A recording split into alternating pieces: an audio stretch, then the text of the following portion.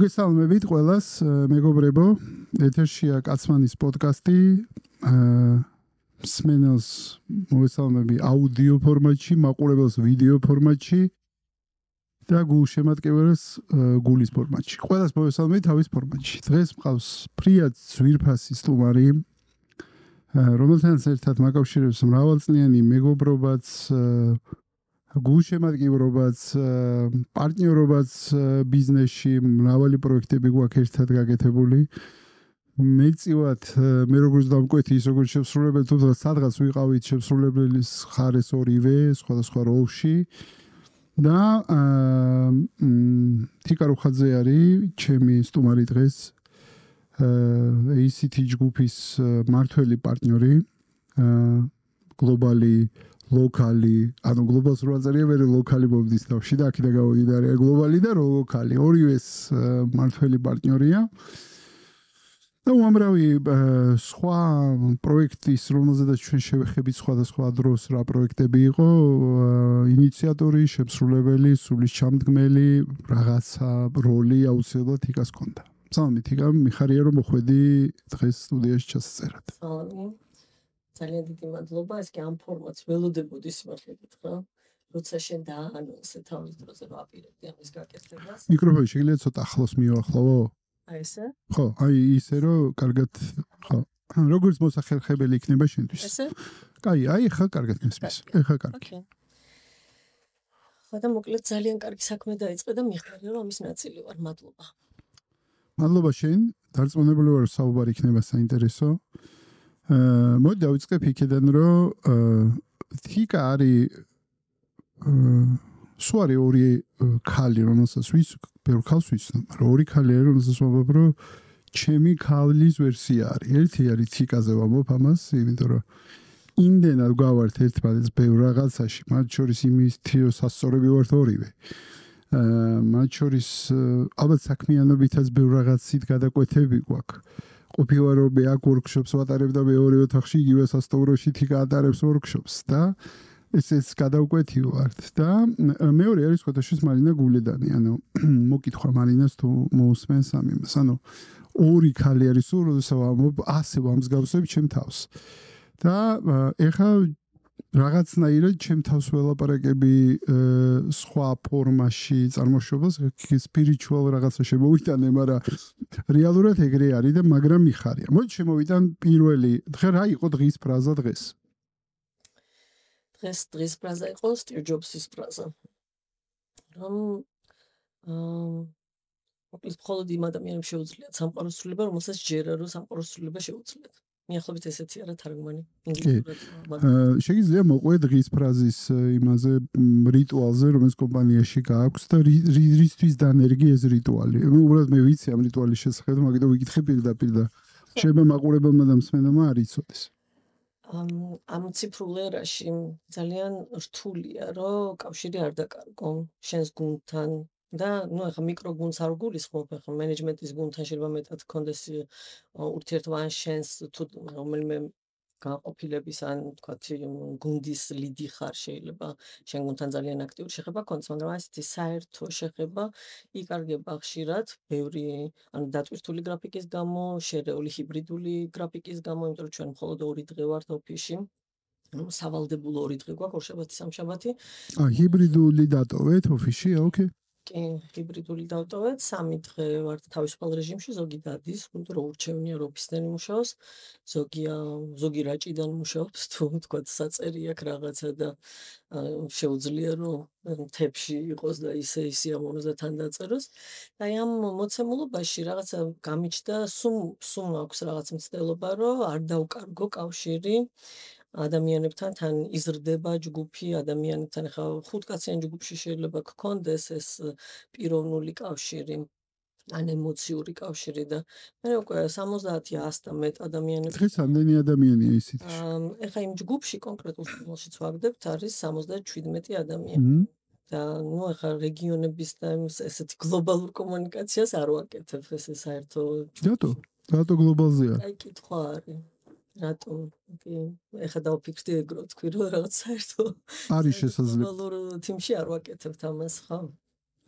იქ და რო აზიარებ ამ quote-ებს, ანუ მან სხვისი quote-ებია რომელმაც დაგაინსპირირა შენ თუ შენი quote-ებიც არის როგორ არა, ჩემი არ არის და ეს სულ ახლა-ახლა მანამდე სულ სხვა რაღაცას ვაკეთებდით.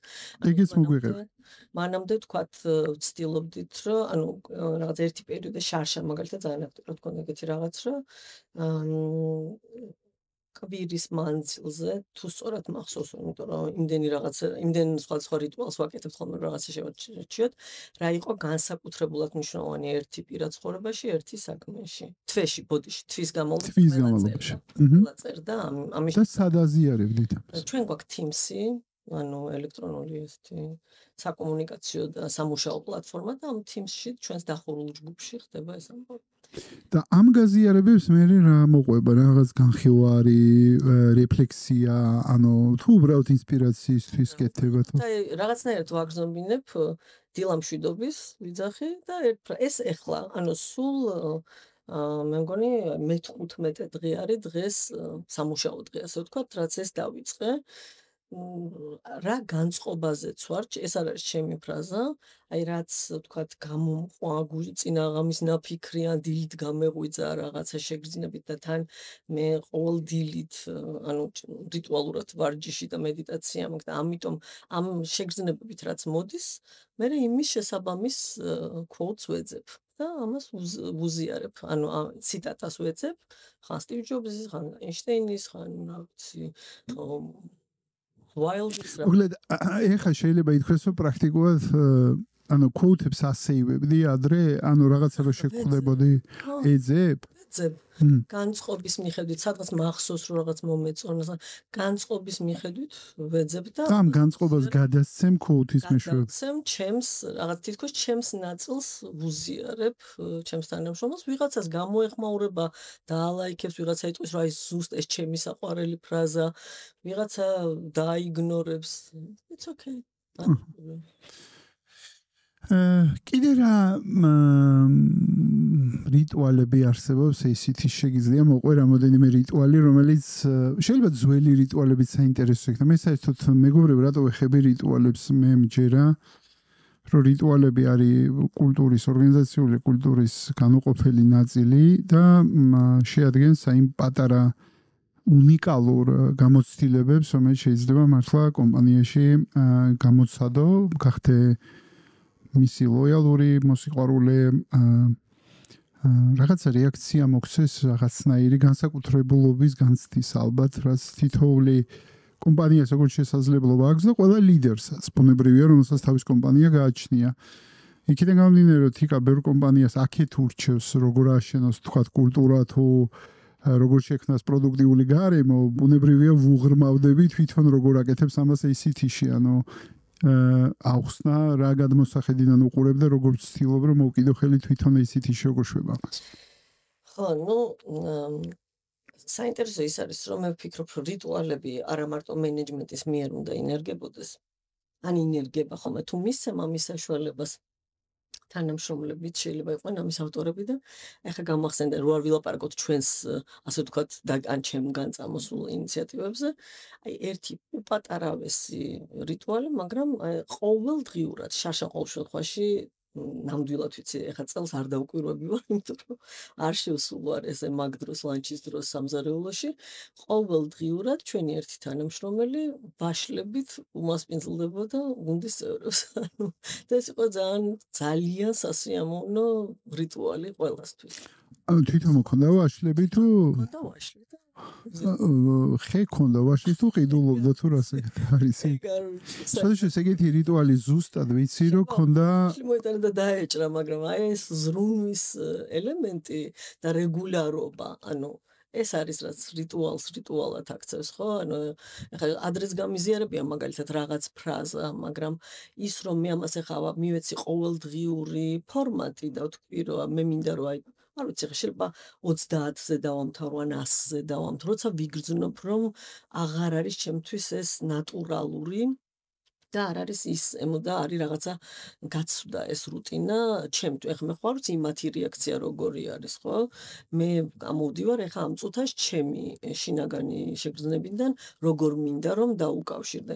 და ვგრძნობ რომ მინდა ამ რთულ პერიოდში, ამ გამოწვევებით სავსე სამყაროში, რომელიც კითხვის ნიშნის ქვეშ დადგა ყველაფერი მტერი, მოყვარე, მოყირავდა თითქოს სამყარო, რაღაც აი ეს რომ ჩვენ ერთად ვართ რომ მსგავსი ფიქრები რომ გადავრჩებით, რომ კარგად ვიქნებით, რომ ცვლილებები შესაძლებელია, რომ სიყვარული ძალიან მნიშვნელოვანია. ანუ ასე ამ მესიჯებით ეხლა ოსკარ უაილდზე უკეთესად შეიძლება მე ვერ დავწერო.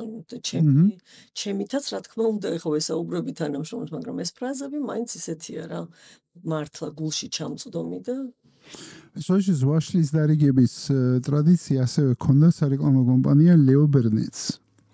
და დღემდე კლიენტებთან ხო მე მგონი კლიენტ არა თანამშრომლების მე მგონი დღემდე არიგებენ ვაშლებს. ანუ დღემდე ხო უზარმაზარი კომპანია, გლობალური კომპანია და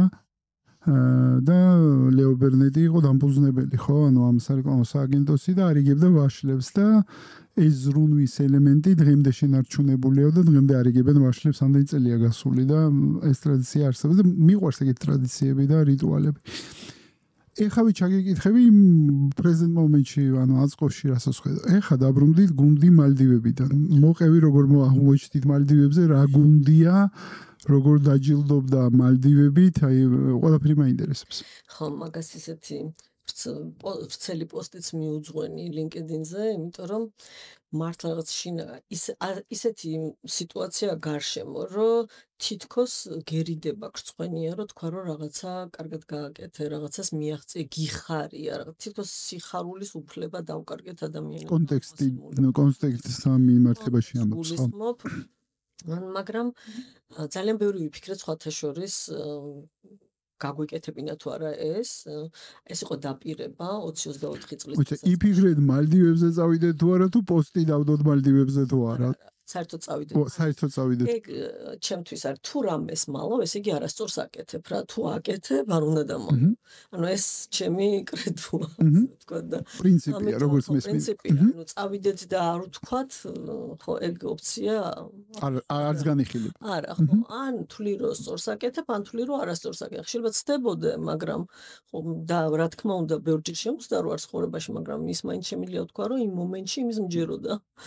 რასაც ვაკეთებ. ხანა მოკლედ 24 წლის დასაწყისში წლიური შეხვედრა გქონდა ჩვენთან რამდენიმე ბიზნეს მიმართულება, გუნდებია, მიკროგუნდებია და მოკლედ ამ გუნდებს ყველას თავისი მიზანი აქვს, კომპანიის მთავარი მიზნიდან გამომდინარე ყველა თავის მიზანს ისვავს, მე შესაძლოა ანუ კასკადირებული არის მიზანი ზოგადი კომპანიის ყველა მიცის სიცხადე აქვს ყველა კომპანიაში რა მიზნები აქვს. აბსოლუტურად არა მარტო სიცხადე აქვს, თანამონაწილეა, თვითონ კითხვის ნიშნებს ვავს, ასწორებს, თვითონ მონაწილეობს ამ გეგმის განვითარებაში, ანუ მოკლედ ეხლა მართლა სხვებს ვასწავლი და ჩვენთან ეს როგორც გჯერა რომ უნდა იყოს ნამდვილად ესე არის და მოკლედ გეგმებზე ჩვენ გვაქვს ხოლმე ესეთი ანუ target სამიზნე გეგმა რომელზეც სწორებას ვაკეთებთ ну იმის წინ არის კიდე ხამას მენეჯმენტი უფრო თulis და ფინანსები რომ რა შეიძლება იყოს თქვა 0 point ანუ 0 ბაჯეტინგი რასაც ქვია ანუ ნულოვანი წერტილი რომ ვიცოდეთ პრეკრიზისული დაგეგმარებისთვის თუ კი ესეთი დადგა ანუ კარგი სიმედი გქონდეს მაგრამ მოემზადე ცუდისთვის ეს რაღაც ესეთი ჩვევაც გვაქვს რომ უნდა ვიყოთ მზად გამოწვევებისთვის და თან 22-23 წელია ისეთი არსებობს და ამ ცხოვრებამ კი გვასწავლა რომ უნდა გქონდეს მოქნილობა და მზაობა კრიზისული გადაწყობისთვის და ადაპტაციისთვის რა თქმა უნდა ესეც იყო და სამიზნე გეგმის მერე იყო სასურველი desired plan ესე ვეძახით სასურველი გეგმა და მე ვთქვი ასეთ იმ მომენტში ანუ მე როგორც CEO-მ კი არა ვითავსებდი ამ კონკრეტული გუნდის ლიდის როლს მე ვავითარებდი ამ მიმართულებას თქვი რომ მოდი აი ამას თუ ანუ management consulting group-ზეა საუბარი? management consulting-ის გუნდზეა საუბარი. ხო, დავაზუსტოთ. თიქ ACT შედგება არა მარტო ხალხმა ხო არ იცის, მოდი ავახსენოთ, რომ არის consulting management consulting group-ი, არის research-ების გუნდი და მესამე development consulting-ს ვეძახით, მაგრამ ესეც management consulting-ი, ოღონდ მუშაობს სახელმწიფოებზე, სხვადასხვა ქვეყნის მსხვილ ფინანსურ ინსტიტუტებთან. მოკლედ სხვა კლიენტი ყავს, თორე ისიც ითვლება, რომ არის management საკონსულტაციო. უბრალოდ სპეციფიური დამკვეთი ყავს. ხო, სპეციფიური დამკვეთი. პოლისებზე მუშაობენ და სტრატეგიებზე და ჩვენ აღარ ვეძახით იმ გუნდს management consulting-ს, ვეძახით კორპორატიული პორტფელი. ანუ რეალურად კერძო ბიზნეს ვინც ემუშავება, ეს გუნდი არის და არის რომ საკონსულტაციო სერვისებით ვემსახურებით, თქვათ, ძალიან მსხვილი პროექტების ფარგლებში და ეს შეიძლება იყოს ენერგეტიკა, ინფრასტრუქტურა, სოფლის მეურნეობა, ტურიზმი, რა ვიცი, სოციალური საკითხები, ხან თევზჭერის პოლიტიკას ვწერთ, ხან ტყის შენარჩუნების პოლიტიკას, ხან ეკონომიკურ შეფასებას ვაკეთებთ, ინფრასტრუქტურის ზეგავლენებს ვიკვლევთ და მოკლედ ძალიან ბევრი განსხვავებული მიმართულებაა ჩვენში. ჩვენ შეიძლება ასე ვთქვათ, უფრო აქტიურად გვიცნობ, იმიტომ რომ კომუნიკაცია მეტად ქონდა როგორც კვლევით კომპანიას, მაგრამ მინდა გითხრათ, რომ კვლევა არის მთელი ჩვენი, ასე ვთქვათ, აი ზომით რო შევხედოთ, მესამედიც აღარ არის. revenue-ში თუ profit-ში. ანუ ორივეში, მოგებაშიც და ესე პროპორციულად, მოგებაშიც და ბრუნვა. ადრე ხო ბევრად დიდი იყო. ადრე მარტო კვლევა იყო რაღაცა პერიოდის წინ. როდემდე იყო თიქ მარტო კვლევა? იცი რა არის აი development consulting-ს რასაც ვეძახით, ბევრად ადრე დაიწყო ვიდრე management consulting-ი. ანუ რეალურად ჩვენ ამის გაცნობიერება, ჩვენ კვლევებს ვეძახდით დიდი ხანი იმას, რასაც ვაკეთებდით, იმიტომ რომ ესე დაიწყო 22 წლის წინ, რომ ვაკეთებდით რაღაცა სოციალური კვლევები. შემეგონა ძალიან დიდი თემისკენ მიდიხარ ეხლა. მოდი ცოტა ხანი აქ ხო ეგ დავაბრუნ, დავასრულო და მე იმ დიდ თემას დავაპაუზებ და დაგიბრუნდე. ხო, მოკლედ ამ ეს რატომ მოვყევით, რომ სხვა გუნდია და მიკრო გუნდის ამ ბიზნეს სექტორში საკონსულტაციო, მენეჯმენტ საკონსულტაციო სერვისების განვითარება დავიწყე, როგორც ახალი მიმართულების განვითარება, დღეს უკვე მას თავისი ლიდი ყავს ანა ივანიშვილი, მაგრამ შარშან მე ვიყავი მათი ლიდი და მოკლედ მე გამოვაცხადე, რომ აი თუ მეთქი ამას გავაკეთებთ, რაღაცა უფრო მაშინდელი წარმოდგენით, აი შეუძლებელი, სრულიად ესეთი ძალიან შორსდრეული და ძალიან ამბიციური იყო, მაგრამ შეუძლებელს აღარ ვიტყოდი, იმიტომ რომ რადგან გავაჟღერე, მე ამისი მჯერა, რომ რადგან ეს დაუშვა ჩემმა ტვინმა, ესე იგი სადღაც არსებობდა ამისი შესრულების შანსი. და მოკლედ ამას დავარქვით მალდივების გეგმა. და მოხდა ისე, რომ გადავაჭარბეთ მალდივების გეგმა. ნუ იქ იყო სერიოზული შაყირი, ზოგი იძახდა გუნდის ლიდი, რომ ჩვენ თუ გეგმებს მივახცეთ პროსეკოს გავხსნით, ჩვენ რაღაცა გუდაურში, მოკლედ სხვადასხვა ის იყო და ცოტა დაგვცინეს კიდევაც, რომ აი მალდივები და ჩვენ ესე გავიკარით ფოტო. მე ჩავაგდე და წლის დასაწყისში მეთქი აი აქ წავალ. თუ ჩვენ ამ ყველაფერს გავაკეთებთ, რაც მიზნები დავისახეთ და მოკლედ ესეთი შედეგი დადგა მართლა საოცარი, ყველა გუნდი იყო სუპერ წარმატებული 20-24-ში.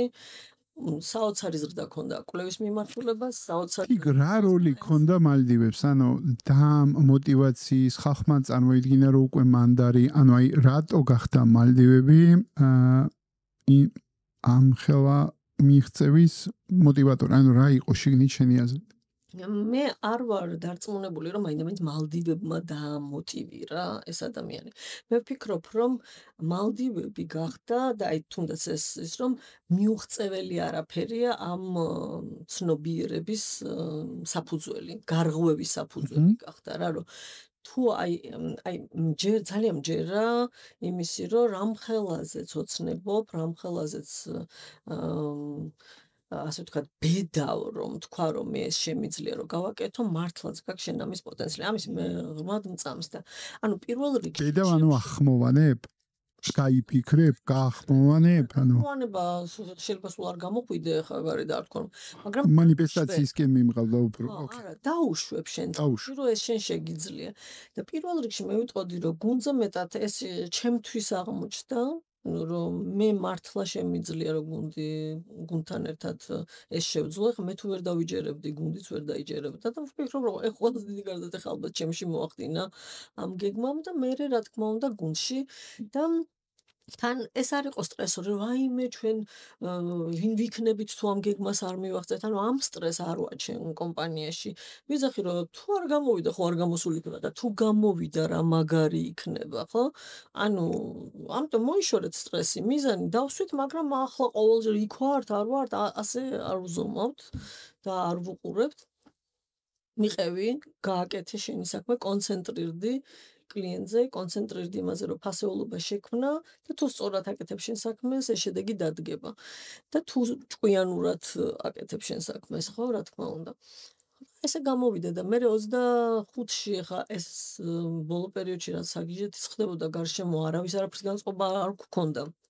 მალდივებზე ვშაყირობდი ტირილ-ტირილით მივდივარ მალდივებზე მეთქი რომ იმდენად თითქოს არ მინდა, მაგრამ ძალიან ბევრი ვიფიქრეთ ამაზე, რომ ეს რომ მართლაც მოხდა და მართლაც ესეთი წარმოუდგენელი შედეგი დაიდო ამ მიმართულებაში, მე ვფიქრობდით, რომ ვაიმე, ეხლა რომ ყველას რო არ ქონდა ეს გეგმა, ანუ თანაბარ პირობებში რო ყოფილიყო და ყველას ეთქვა, რომ ასეთი გეგმის მიღწევის შემთხვევაში მე ბალიზე წავიდოდი, მე ფუყეში ან რაღაცას ვიზავდი, ან რაღაცა პრიზი, მაშინ ეს კითხვის ნიშნები და ყოყმანი არ გვექნებოდა, რომ ვიღაცა მიიღწე, ვიღაცამ არ მიიღწე, მაგრამ დანარჩენ არ დაისვეს ესეთი გეგმა, არ ითქვა რა, არ ჩაითვალა ეს თავის დროზე ასე სერიოზულად, მოდი ესე ვთქვათ, რომ ეს შეიძლება მართლა რეალობად ქცეულიყო. ეხლა წელს კი ყველა თulis რომ ეს შესაძლებელია, მაგრამ თვითონ წელი არის ძალიან გამოწვევებით სავსე და რა ვიცი, ვნახოთ. ყველაფერი შესაძლებელია ჩემი აზრით. მეორე ის იყო, რომ აი გული არ დაწყდეთ, ხო არ დავარგვევთ მთლიანობას, მთელი კომპანიისას, ხო არ გავაჩენთ შურს ერთმანეთის მიმართ. მერე რა დროს ეს არის, როცა გარეთ ასეთი რავის განწყობა არ აქვს. მაგრამ ბოლოს გადავწყვიტეთ, რომ უნდა გაგვეკეთებინა აუცილებლად პირველ რიგში, იმიტომ რომ ანუ დაპირებები უნდა შესრულდეს. მე მაგ დაპირებები არ ვიცი, ეს შეიძლება ჩემი პიროვნული თემაც არის, რომ ვიტყვი რომ არ გავაკეთოთ. ჩემთვის წარმოვიდგინე პატარობიდან ესე ვიყავი, რომ ძალიან დიდ პატივს ვცემდი და თუ ვინმე მპირდებოდა და არ მისრულებდა, ეს იყო ჩემი ყველაზე ერთ-ერთი დიდი ტკივილი, იმიტომ რომ იმედ გაცრუება იმისგან, რომ მე შენ გენდე გამოყევი რაღაცაში და შენ არ შეასრულე. მე ვიცნობ ადამიანებს, რომლისთვისაც სურვილს უფრო ასახავს, ჩემთვის რაც სიტყვა და მე რო გავაჟღერებ და გეტყვი რომ ამას ვიზავ, ხო, ნუ თუ არ მოვკვდი და რაღაცა რა ვიცი, უმართავი ძალები თუ არ არის, აუცილებლად გავაკეთე. ადვილად დე პირობებს? არ ვდებ ამიტომ ადვილად პირობას. ხო, მაგაზე გავიფიქრე, ხო, ამ წამს მესმის ასე სიზახი, იმიტომ რომ პირობასთან მიმართებაში ალპარაკო მთლიანობაზე, შენ პირობასთან მიმართებაში შეინარჩუნო და სხვასაც თხოვ ალბათ სავარაუდოდ იგივეს ასაც შენაკეთებ. ძალიან მნიშვნელოვნად, ანუ მე მგონია, რომ აი საბაზისო ნდობა დგას იმაზე, ანუ მე სხვა როგორ შემიძლია ვიმსჯელო. ანუ შენ სიტყვას თუ მოყვება საქმე, მე მაშინ, იმიტომ რომ შენი ქცევით შემიძლია მე მივხვდე, მართალი იყო ის, ანუ რა იფიქრე მე არ ვიცი, ხო? მე ვიცი შენ როგორ იქცევი. მე ვხედავ შენ როგორ იქცევი ჩემთან მიმართებაში. შენ მეუბნები რომ მე ამას გავაკეთებ. ხო, მაგრამ ნუ მოკლედ ერთ-ერთი ეს იყო, ვერ დავამთავრეთ მალდივების თემა, მოკლედ გადავდივართ ფილოსოფიაში. არა, მაგმალდივების თემიდან გამომდინარე, ბევრ რამეს ეხები და მგონია რომ საინტერესო არის მსმენელისთვის და მაყურებლისთვის. ერთი იყო პირობის თემა, რომ აუცილებელი იყო. მე ვფიქრობდი, რომ ოკეი, პირობა, მაგრამ ფულადად ხო არ მივცეთ ეს, რომ აი თვითონ წავიდნენ თუ ძალიან უნდათ, მაგრამ მეორე იყო, რომ სიმბოლური ის ქონდა. პირიქით ვიძახდით, რომ ვინც ვერ წამოვა, იმას ფულს არ მივცემთ, პირობა იყო თავიდან, იმიტომ რომ ეს უნდა იყოს ჩვენი ზეიმი მიღწევის, რომ ჩვენ ერთად შევქმნით რაღაცა და ეხ ფული მომეცი და მე წავალ იმას ვიყიდი რაღაცას, მოკლედ ახალ iPhone-ს, ეგრე არ, ანუ სხვა ბონუსიდან არ მოსულა. ხო, სხვა რაღაცაა მაგის, სხვა წახალისების მექანიზმები არსებობს, რომელიც ასევე წლის განმავლობაში მნიშვნელოვანი ეს შეადგინა, ხო? კარგი შედეგებიდან გამომდინარე. მეორე ეს იყო, რომ ძალიან მნიშვნელოვნად ჩავთვალეთ, რომ ზუსტად იმ ფორმით გაკეთებულიყო, რა ფორმაც იყო დაპირება და მე ვიტყოდი რომ აი შედეგების თვალსაზრისით ეხა უკავშირაც თქვა ხა ვიღაცა შეიძლება კიდევ ხუმრობაც იყო რომ როგორ ვთქვა რომ არ მშურს მაგრამ რა მაგარია რომ ეგეთი პრეცედენტი კომპანიამ გააკეთა რა მაგარია რომ ესე იგი არც კი წარმომედგინა რომ ეს შესაძლებელი იყო ის რომ ვიღაცებს ახლა უჩნდება მართლა ბალის გეგმა რო არსებობს ახლა ვიღაცისთვის ხო ეს რო ძალიან მნიშვნელოვანია თიგა ერთი რაღაცა მინდა გაგიზია რომ ერთი ინსაიტი და ამაზე მაინტერესებს შენი აზრი და მსჯელობა ინსაიტი კვლევას რო ეტყვი ხა გაგიზია რომ ინსაიტი შეიძლება ქართულ ბიზნესში მე მაქვს ნაკვლევი საკმაოდ ბევრჯერ კომპანიებში საკითხი და შენ შეიძლება ჩემზე კიდე მეტჯერ გქონდეს ნაკვლევი უბრალოდ იმიტომ რომ კვლევით კომპანია უკან ენჯინს გულისხმობ საქართველოში ერთ-ერთი მთავარი თემა მტკივნეული თემა კორპორატიულ სამყაროში რაც ამოდის არის დაფასება აღნიშნის თემა რომ თანამშრომლები კომპანიას თხოვენ დაფასებას დაუფასებლად გრძნობენ თავს შემთხვევაში და ითხოვენ ამ დაფასებას და ითხოვენ აღნიშნას და ასე შემდეგ. ჩემი გამოცდილება ესეთია, რომ ერთ-ერთი ყველაზე მოთხოვნადი ასპექტია გინ კულტურა დაარქვი, გინდა უნარი დაარქვი ლიდერების, მათ შორის ლიდერის უნარი რო დააფასოს თავის თანამშრომელი აღნიშნოს წარმატება, დაუბრუნოს უკავშირი, აი ეს ყველაფერი ხო თითქოს ერთი და იგივე მელოდიის სხვა ნოტებია, ხო? და ჩემ გამოცდილებაში ეს ერთ-ერთი ყველაზე მოთხოვნადი თემა არის ქართულ კორპორატიულ ბაზარზე, არ ვიცი ხუცხოვიჩი მე არ მიკვლევია და არა მაგ და ამიტომ ვერ მსჯელობ მაგაზე. რას ფიქრობ ამ ინსაიტზე? რამდენად ემთხვევა ეს ინსაიტი იმას, რასაც შენ პოულობ შენ პროექტებში, როცა შენ მიდიხარ კომპანიებში, რამდენად შენ კომპანიაში ეს მაგალითი მალდივების ზუსტად ამის თითქოს ეს კონტექსტი არის, რაშიც ეს კითხვა რაღაცნაირად დამებადა. შენ ნამდვილად დაგეთანხმები შიდა ორგანიზაციულ კვლევებში ხშირად მოდის ეს და აი დისონანსი ძალიან თვალსაჩინოა ხოლმე რომ ადამიანები ვთქვათ არის ესეთი კითხვა რომ რამდენად მნიშვნელოვნად მიგაჩნია შენი თავი ან შენი როლი, შენი საქმიანობა ამ ორგანიზაციისთვის და აქ შეიძლება ვთქვათ 10 ქულიან სკალაზე 9-10-იანზე აფასებდეს თანამშრომელი და რამდენად დაფასებული ხარ ამ კონკრეტული საქმის შესრულებისთვის და აქ შეიძლება იყოს 5-6 და ასე შემდეგ. ანუ ნამდვილად არის ამისი მოთხოვნა და როცა ვლაპარაკობ დაფასებაზე ეს არ არის მაინც მატერიალური, ანუ დაფასებას ბევრი სახე და ფორმა აქვს.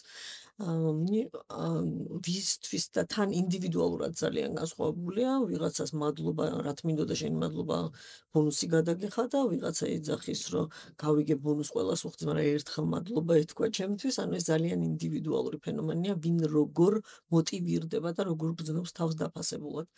და ამიტომ ვთქვათ კი, რა თქმა უნდა, ეს რიტუალები იგივე, რიტუალი რა, რიტუალურად, ანუ სისტემები, რიტუალები არა, სისტემები, მაგალითად, შეფასების უკავშირის სისტემები უზრუნველყოფს იმას, რომ ლიდერები არ იყვნენ მაგალითად თავის ნებაზე, ასე ვთქვათ, ვის მისცემენ უკავშირს და ვის არ მისცემენ უკავშირს და ძალიან ეხმარება ეს ორგანიზაციებს, თუ კი ესეთი სისტემა არსებობს, მაგალითად, სადღაც ყოველთვიური უკავშირის სისტემა არსებობს, სადღაც კვარტალური უკავშირის სისტემა არსებობს.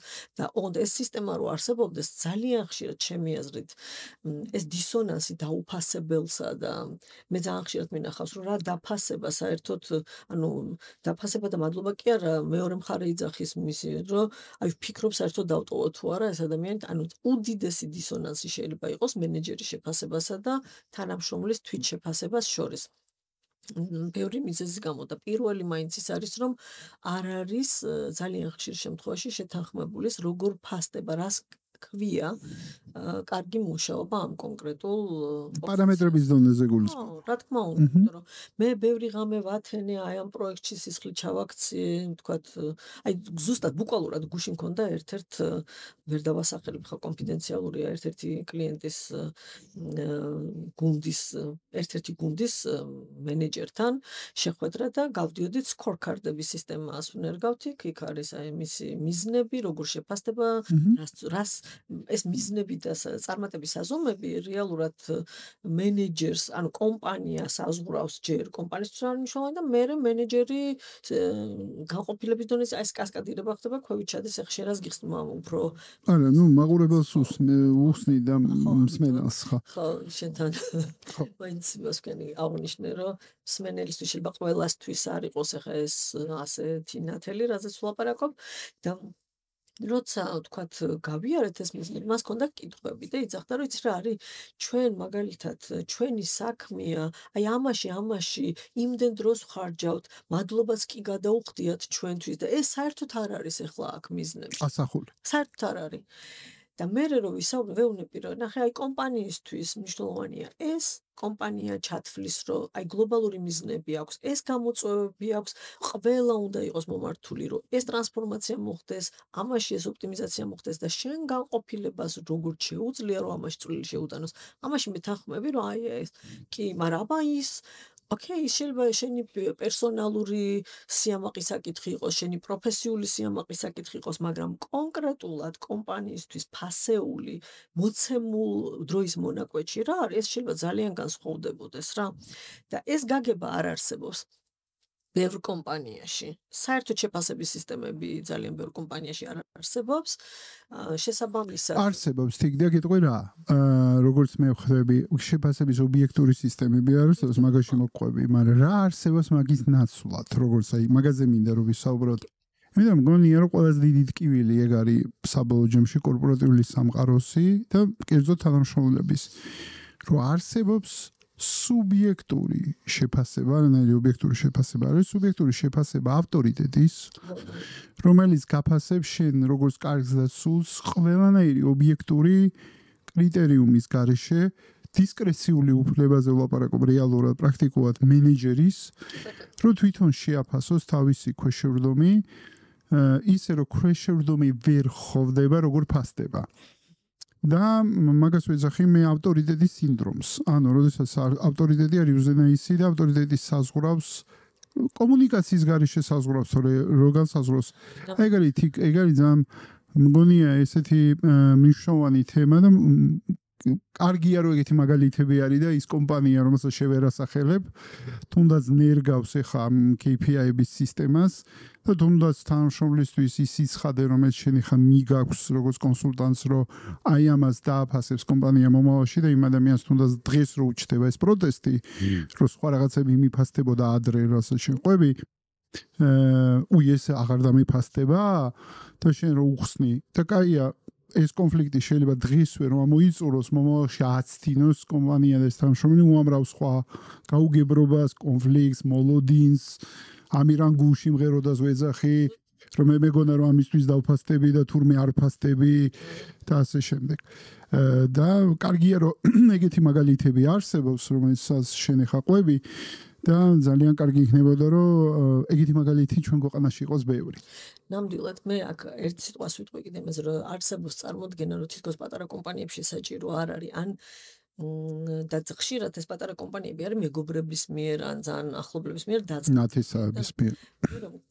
ჩემი გამოცდილება მაჩვენებს და მართლა დავრწმუნდი არაერთხელ იმაში რომ აი ესეთი ობიექტური სისტემების აშენება, სწორედ როცა მე კი არ გაფასებ შენ კარგი პერფორმანსი გქონდა, ანუ რამდენად კარგად შეასრულე სამუშაო. არამედ მე და შენ შევთანხმდით ერთად, რომ ამას ქვია, ხელი ჩამოვართვით, კარგი მუშაობა, აი თუნდაც მეგობრები, ახლა მე გამოცდილებაში მაქვს და პირველი დღიდან ვცდილობდი, რომ მუდმივად სისტემები ამიშენებინო, რომ ჩემი მეგობრების დირექტორი და ყოფილიყავი და ამიტომ აი სულ მქონდა ეს, რომ მე კი არ უნდა ვუთხრა რომ ყოჩაღიან არ არის. აი ამაზე თუ თანხმდებით სისტემა თუ არის. თიქ შენ ხო ამბობ რეალურად ის რაზე რომ კომპანიაში უზენაესი ავტორიტეტი არ ადამიანი იყოს, არამედ იდეები. შეთანხმებები, იდეები, აზრები, რაზეც ვთანხმდები ჩვენ და ის სისტემები ეყრდნობა ამ იდეებს, ხო? ანუ სისტემა ხო იდეის გადმოთარგმნა. აი სინამდვილეში მე მოვატრიალებდი მაგას ყველაფერი ეს ჭირდება იმას რომ ადამიანები იყვნენ კარგად შემოქმედებით შექმნან ყველაფერი სისტემას და იდეების და ყველაფერი გჭირდება იმისთვის რომ ადამიანები იყვნენ კარგად ჩვენ თანამშრომლებიც და თიკ ობიექტურად ეგეც ხომ რაღაც ცოტა იმისი devil's advocate-ის როლში ვარ და მაგიტო ეს რატომ ამედარდებოდეს ადამიანები არიან კარგად ეხა ჩემ გარემოში თუ არა რა ვიცი დავიქირავე საქმეა გასაკეთებელი კლასიკას მიუყვები რაც ალბათ ორივეს როგორც კონსულტანტს მრავალჯერ მოგვისმენია რა რატომ დავდარდობდე იმაზე ხა ჩემი ხალხი აქ კარგად არის სუდათ არის ჯანსაღად არის არ არის ჯანსაღად რავი ეს საქმეა და ფულს უხდია კი ბატონო ანუ ობიექტურობისთვის უნდა ითქვას რომ სტრესული ენერგია შეიძლება იყოს მუშა ენერგია. ანუ შეიძლება რა არის? ხო, არის რა თქმა უნდა. შიშის ენერგია, ხო. ორგანიზაციის დონეზე ახლა იყენებენ აქტიურად ხო ქვეყნები. იგა მარტო ორგანიზაციები, ქვეყნები არა? მაგას ვიზახი ქვეყნების იყენ. ანუ შიში არის და გადარჩენის ინსტინქტი, თვითგადარჩენის ინსტინქტი ერთ-ერთი უდიდესი ინსტინქტი, ანუ ფუნდამენტური ინსტინქტი, ეს მუშაობს. თქმა უნდა, შენ შეგიძლია შექმნა სისტემა, სადაც აკონტროლებ, მატრახს ურტყავ, ფეხი მარჯვნივ, ნაბიჯი მარჯვნივ, ნაბიჯი მარცხნივ, ამას აკონტროლებ. ან თესავ ისეთ შიშს კულტურულად, რომ კონტროლიც აღარ გჭირდება, თვითონ აკეთებენ საქმეს ამ კომპანიაში ადამიანები. და მეორე არსებობს გარემო, როდესაც შენ ადამიანებს აერთიანებ რაღაც ერთი ოცნებით, ან მიერთება ხდება ამ ადამიანების ამ ოცნებასთან და შენს ოცნებას კი არ ასრულებენ, თავის ოცნების კავშირს ხედავენ შენს ოცნებასთან და იმითო არიან შენთან ერთად.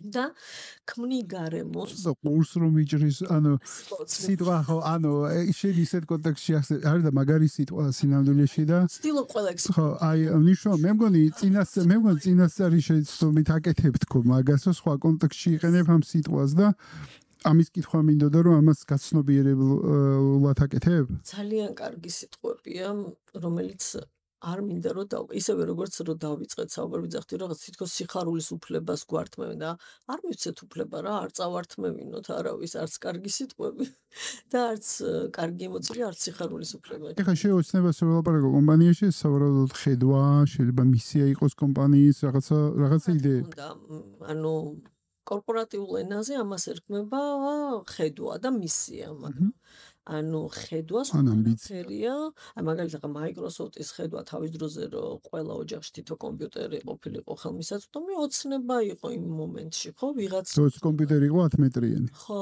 ანუ ეგ ხო, და მე რეალურად იქცა, რა თქმა უნდა, აქციეს. ხო, ამიტომ მე ვფიქრობ, რომ ორი რაღაც არის, ერთი არის სურვილი, ორივე ფუნდამენტური ინსტინქტია. ხო? ანუ სურვილი კვების, ზრდის და აღარ ჩამოყვებილის განვითარების და გამრავლების და შიშის, სიკვდილის და აი ფუნდამენტურად რომ ვილაპარაკოთ, ადამიანები ჩადებული გვაქვს ინსტინქტის დონეზე, ტკივილის და აი ამ სიხარულის სიამოვნების, ასე ვთქვათ, მექანიზმები. და ლიდერები ირჩევენ ამას. ჩემი არჩევანი არის მეორე, ზრდის, განვითარების და მჯერა, რომ აი ეს სიხარულის გაზიარების შემოქმედებითობის, რომ ამას მეტი შესაძლებლობა აქვს თანამედროვე რეალობაში მით უმეტეს. თიკ შენ ამბობი ირჩევენ აი ცოტა დავაჩენიჭებ მაგ იდეას რომ ირჩევენ მგონია არცერთ არ ირჩევენ მე მგონია რომ ეს მოცემულია როგორც ადამიანი ვითარდება ადამიანის განვითარების 4 ფაზა რო გავიხსენოთ ხო რომ ადამიანი ვითარდება როგორც ჯერ აბსოლუტურად თანადამოკიდებული არსება რომელსაც დამოკიდებული დედაზე ასე იწყება ჩვენი დამოკიდებულება, მე იწყება დედისგან გამოყოფის სეპარაციის პროცესი, რომელიც გადაიზრდება ეგრეთ წოდებული კონტრდამოკიდებულების პროცესი, რომელიც დამოკიდებულების რეალურად მელის მეორე მხარე. მერე და მესამე არის ინტერდიპენდენცია. არა, ჯერ სანამ დამოკიდებულობამდე მივა, შუაში არის კონტრდამოკიდებულება, ანუ სეპარაციის ისა. სადღაც უნდა მომწიფდეს, დასრულდეს მისი მომწიფება. მომწიფების შედეგად დადგეს დამოუკიდებლობა და მერე დამოუკიდებლობაში მას შეუძლია რამენაირი თანაბარი შესაძლებლობების პარტნიორობა ან ალიანსი შექმნა, შო ბიზნეს პირადია, მგონია რომ ერთ იგივეა. შენ რასაც ყვები კომპანიებში ხო არ არის კლასიკა, როდესაც თანადამოკიდებული აზროვნებით, ცნობიერებით უბრალოდ ლიდერი აღწევს მიღწევას და მოიპოვებს ხელისუფლებას, ძალაუფლებას, აღიარებას, ფულს, ყველანაირი ატრიბუტს რო დავარქვათ ესე, ეს კლასიკური ატრიბუტებია, რისთვის? იმისათვის, რომ თავის თავზე დამოკიდებული ორგანიზაცია და სტაფი, ადამიანები, გუნდები შექმნას იმისათვის, რომ რავი, ავტორიტეტული პოზიციიდან მართოს ეს ხალხი და მისი საჭიროებები დაკმაყოფილდეს ავტორიტეტის ხარჯზე. ანუ თითქოს და მე ვაჩვენებ რატო ახლა ვატრიალებ დავაპაუზე იქ რომ დავაჩვენებ ამას, იმიტომ რომ არჩევანი ჩემთვის მე როგორც მესმის არჩევანი არის გაცნობიერი, აი რო თუ თქვით რომ არჩევანი გაუცნობიერებელია, მაშინ მოყვები მაგ ლოგიკაში. რომ ეს ინსტინქტური არჩევანია, მე მივახციე ძალაუფლებას, პოზიციას, ფულს, იერარქიაში დავპრომოუშენდი და გავხდი CEO კომპანიის სიტყვაზე გეუბნები, იმისთვის რომ მე ამ კლასიკურ თანადამოკიდებულების მოდელში გავხადო ორგანიზაცია დამოკიდებული ჩემზე. ოკეი, მოდი შევთანხმდეთ იმაზე, რომ ინსტინქტური არჩევანი მე მინდოდეს რომ მქონდეს ავტორიტეტი თუ ფული, არ შეიძლება რომ იყოს ეს ინსტინქტური. ინსტინქტური შეიძლება იყოს ცეცხლზე რო ხელს გაწევა. ეს არის ინსტინქტური რეაქცია, თქვათ რა, ხო? მაგრამ ადამიანი ცხოველისგან ზუსტად იმითი განსხვავდება და აქამდე ყოველ შემთხვევაში დადასტურებული ფაქტი, ახლა არ ვიცი დელფინებს აქვთ თუ არა აზროვნება საყვარლებს, მაგრამ ახლა დადასტურებულად ვიცით, რომ მხოლოდ ადამიანს აქვს ის, რომ ინსტინქტსა და ქცევას შორის არის ნებელობა. ხო? ნებელობა და შენ ინსტინქტურად კი მოგდის ამის სურვილი, მაგრამ აი ამ მომენტში შენ ირჩევ სანამ ქცევაში გადაიყვან.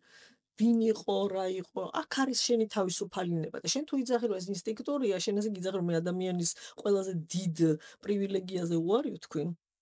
აი ეს რაც არის ჩემი ნებელობა და იცი რა არის, ასე გამომდის რა ვქნა, ინსტინქტურად ავიჩი. ამიტომ არ შემშლია ნამდვილად ვიგულისხმე არჩევანი. ეხლა იმას ქვეცნობიერი რა აქვს, ამაზე არ ვლაპარაკობ, მაგრამ მისი არჩევანი იყოს ის, ვინც არის, მისი არჩევანია მას ორგანიზაცია ისე როგორც მართავს.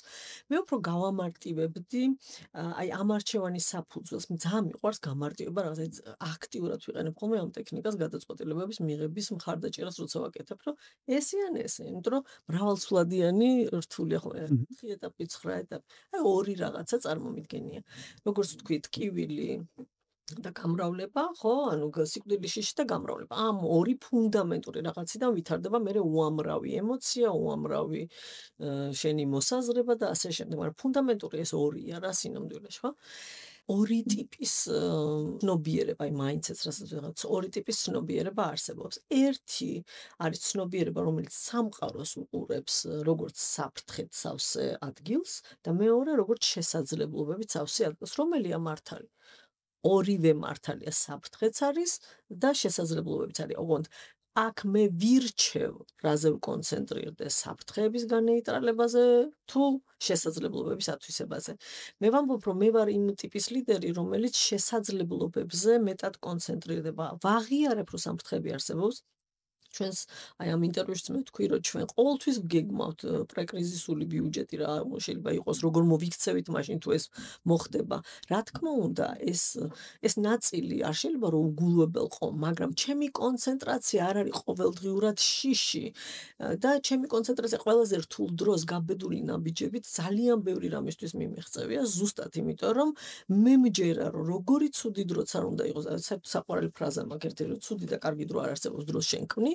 როგორი მომცემულობაც არ უნდა იყოს, აი ჩემი ეს ცნობიერება, რომ სამყარო ყოველთვის გაძლევს შესაძლებლობებს, შენ უნდა იყო მზად რომ ეს დაინახო, საფრთხების გვერდით ეს არსებობს და მე ვირჩევ ამას. ამიტომ ნახე, აი ეს მართვასაც განაპირობებს, ბიზნესში ხედავს ხო განაპირობებს. აი რამდენამის განაპირობებს, ახლა ჩემი ეს მართლა ჩემი რაღაცა თეორიასავით.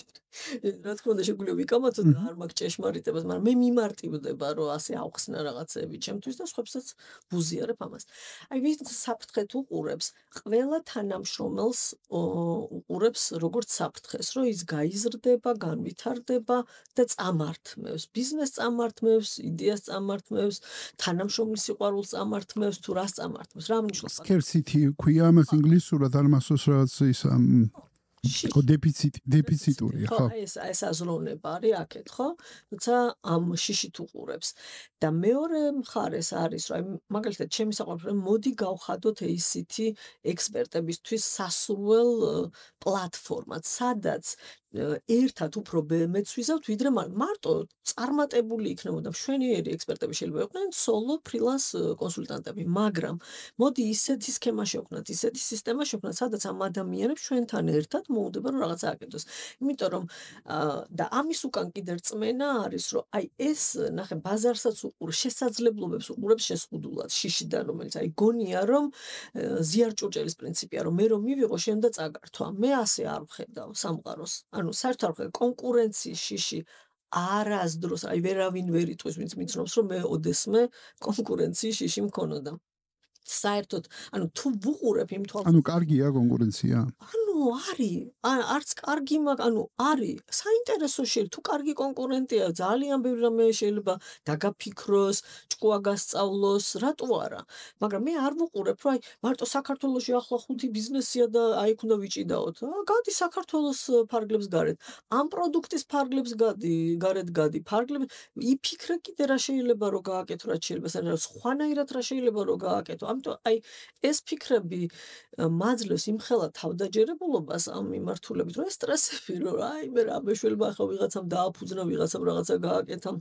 აგენ იმათმა უართქვეს იმანიც ან ეს ჩემთვის არ არის ბუნებრივი ფიქრები არასდროს, ესე რომ მეფიქრა, საერთოდ არ გავაკეთებდი კომპანიას იმ პირობებში, სადაც არსებობის არანაირი რეალიზმი თითქოს არ არსებობდა, იმ მოცემულობაში არავინ არ მიცნობდა, სფეროს არავინ არ იცნობდა, სერიოზული კონკურენტი მყავდა, რომელსაც ძალიან კარგი ნეტვორკი ჰქონდა და ქალი ვიყავი, რომელსაც პატივს არცემდნენ არც როგორც კონსულტანტს და არც როგორც ქალს და თან პატარა ვიყავი ასაკით. ანუ აი არაფრით არ შეიძლებოდა რომ ეს შეიძლება პირიქით ძალიან სამოტივაციო მოცემულობა იყო რომ ზუსტად გაგერგვი აი ზუსტად მაგაზი არის როგორ უყურებ გააჩნია როგორ უყურებ მე მაგას უყურებდი რომ ვა აქ არის შესაძლებლობა იმიტომ რომ კი არის რამდენი კაცები რომელიც რაღაცა აკეთებენ მაგრამ იმას არ აკეთებენ ახლა რაც მე მინდა რომ გავაკეთო ეხა შენ თითქოს ორი რაღაცა თქვი ორი ცნობიერება რომელიც შემთთვის ითარგმნება როგორც ორი პოლუსი და ამ ორ პოლუსს შორის არსებობს კიდე 50 Shades of Grey, ხო? ანუ 50 50 Shades of Grey როგორ ვთარგმნო, უამრავი ვერსია როგორ მიხვიდე აქამდე, ხო? და ალბათ ეგეც ევოლუციის თემა არის, რომ ეს ხო არ არის ნახტომი, რომ თითქოს ერთი ცნობიერებიდან გაიღვიძე მეორე ცნობიერებაში მეორე დღეს. ეს ხო რაღაცნაირი გზა არის თითქოს. აი ამან არ მაქვს პასუხი მე ვფიქრობ რომ მაინც არჩევანის თემა აი მაინც იქამდე მივდივარ იმიტომ რომ ახლა ვერც იმას ვიტყვი რომ მე ისეთ გარემოში გავიზარდე სადაც შესაძლებლობებს მაძლევდნენ ანუ ეს იყო ჩემი არჩევანი შიშით მეცხოვრა თუ დობით თიგა რას ეძახი არჩევანს შეიძლება ჩაგეკითხო ანუ აი შენ არჩევანს როგორც მოქმედებას და აქტს როგორ განსაზღვრავ აი შეხედე მე შენთან ანუ მოდი ვთქვათ საშასთან, ხო? საშასთან ურთიერთობაში რას ვირჩევ? ვენდო თუ ვიყოს მუდმივად ფრთხილად, იმიტომ რომ მომატყუებს. ოკეი? ორივეს წინაპირობები ან გამოცდილებაში ხა ორი ადამიანის ურთიერთობაში ტყუილით შეიძლება არსებობდეს, ანუ მაგრამ შენ როგორი დისპოზიცია რას ირჩევ? რა იყოს, ხო? აქ ენდო თუ არა, ამას ვეძახი არჩევანს. როგორ აპირებ რომ იურთიერთო ამ ადამიანთან, როგორ ანუ რანაირად შევხედო და რა სივრციდან შემოვიდე ესე მესმინება? და როგორ მოვიქცე? ნუ რა გადაწყვეტილება მივიღო ამაზე? გადაწყვეტილება ჩემთვის ნიშნავს გადაწყვეტა რაღაც, რომ აი ამას დღიდან ასე ვფიქრობ, ასე ვიქცევ. ქცევაში გამოდის რა საბოლოო ჯამში. და რა სხვაობა არის შენთვის არჩევანსა და გადაწყვეტილებას შორის? აი ამ ორ დეფინიციას შე როგორ ხედავ ამას? ახლოს არის ავირჩიე და გადაწყვეტილება ცოტა უფრო ძლიერიც არის თითქოს. აი გადაწყვეტილების მერე თვითონ ქართულ სიტყვაში ძალიან მომწონს ეს წყვეტა რა გადაწყვეტა რომ აი აქამდე თუ რამე ყოყმანი მქონდა აქ მთავრდება. ხო? შეიძლება რაღაცა მომეწონა და ეს ავირჩიე, ეს ცოტა კიდე სხვა თემა არის, მაგრამ გადავწყვიტე ნიშნავს რომ თუ კი აქამდე მე ფიქრობდი რა მექნა, ამ წერტილის იქით მე უკვე ვიცი, ყარათ ვარ და არაფერი არ გამოჩერებს. ეს აღარ ყანყალებ. აღარ ყანყალებ. და არჩევანი უფრო სად არის? უფრო ფიქრთან არის შენთვის? წყვეტა თითქოს აი ეს უკვე მოქმედებაში გადასული ხარ ესე? ახლოს არის, იმიტომ ვთქვი, რომ თუ აირჩი არჩევანი გავაკეთე, გადაწყვეტილების წინა თითქოს აი პაიტარათი წინა არის აი კონტინიუმი რო წინა მოქმედება. წინა მოქმედება არის, გადაწყვეტილება აქტი არის უკვე რაღაცა თითქოს რო აი დავიძარი, აი სტარტის და არჩევანი არის რომ აი ნახე, აი ხა მე ჩემი მენეჯერი, მე მეშინია რომ ვუთხრა სიმართლე, რაღაცა მოხდა ცუდი, მეშინია რომ ვუთხრა რაღაც სიმართლე, იმიტომ რომ ან სამსახურიდან გამიშვებენ, ხო? ან ჯობია და და მე ვირჩევ როგორ მოვიგეს.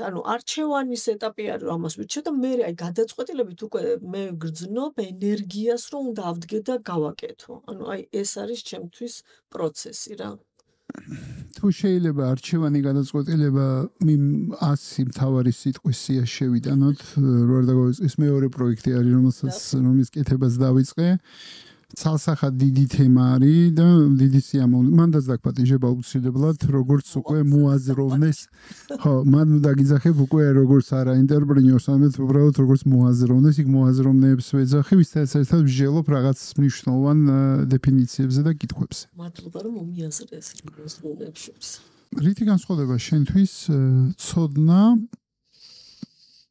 და სიბრძნე? ჩვენ 100 სიტყვის გადაცემაში ვართ თუ როგორ რა კაია. აი, ცოდნა და სიბრძნეც ჩაინიშნეთ თუ შეიძლება თუ არ არის სია. მე გზადაგზა ვაფსებ ამ სიას არ გეგონოს, მაგრამ მე ხო შენი ცნობიერება მაინტერესებს და არა თვითონ სიტყვა. შენთვის როგორ არის?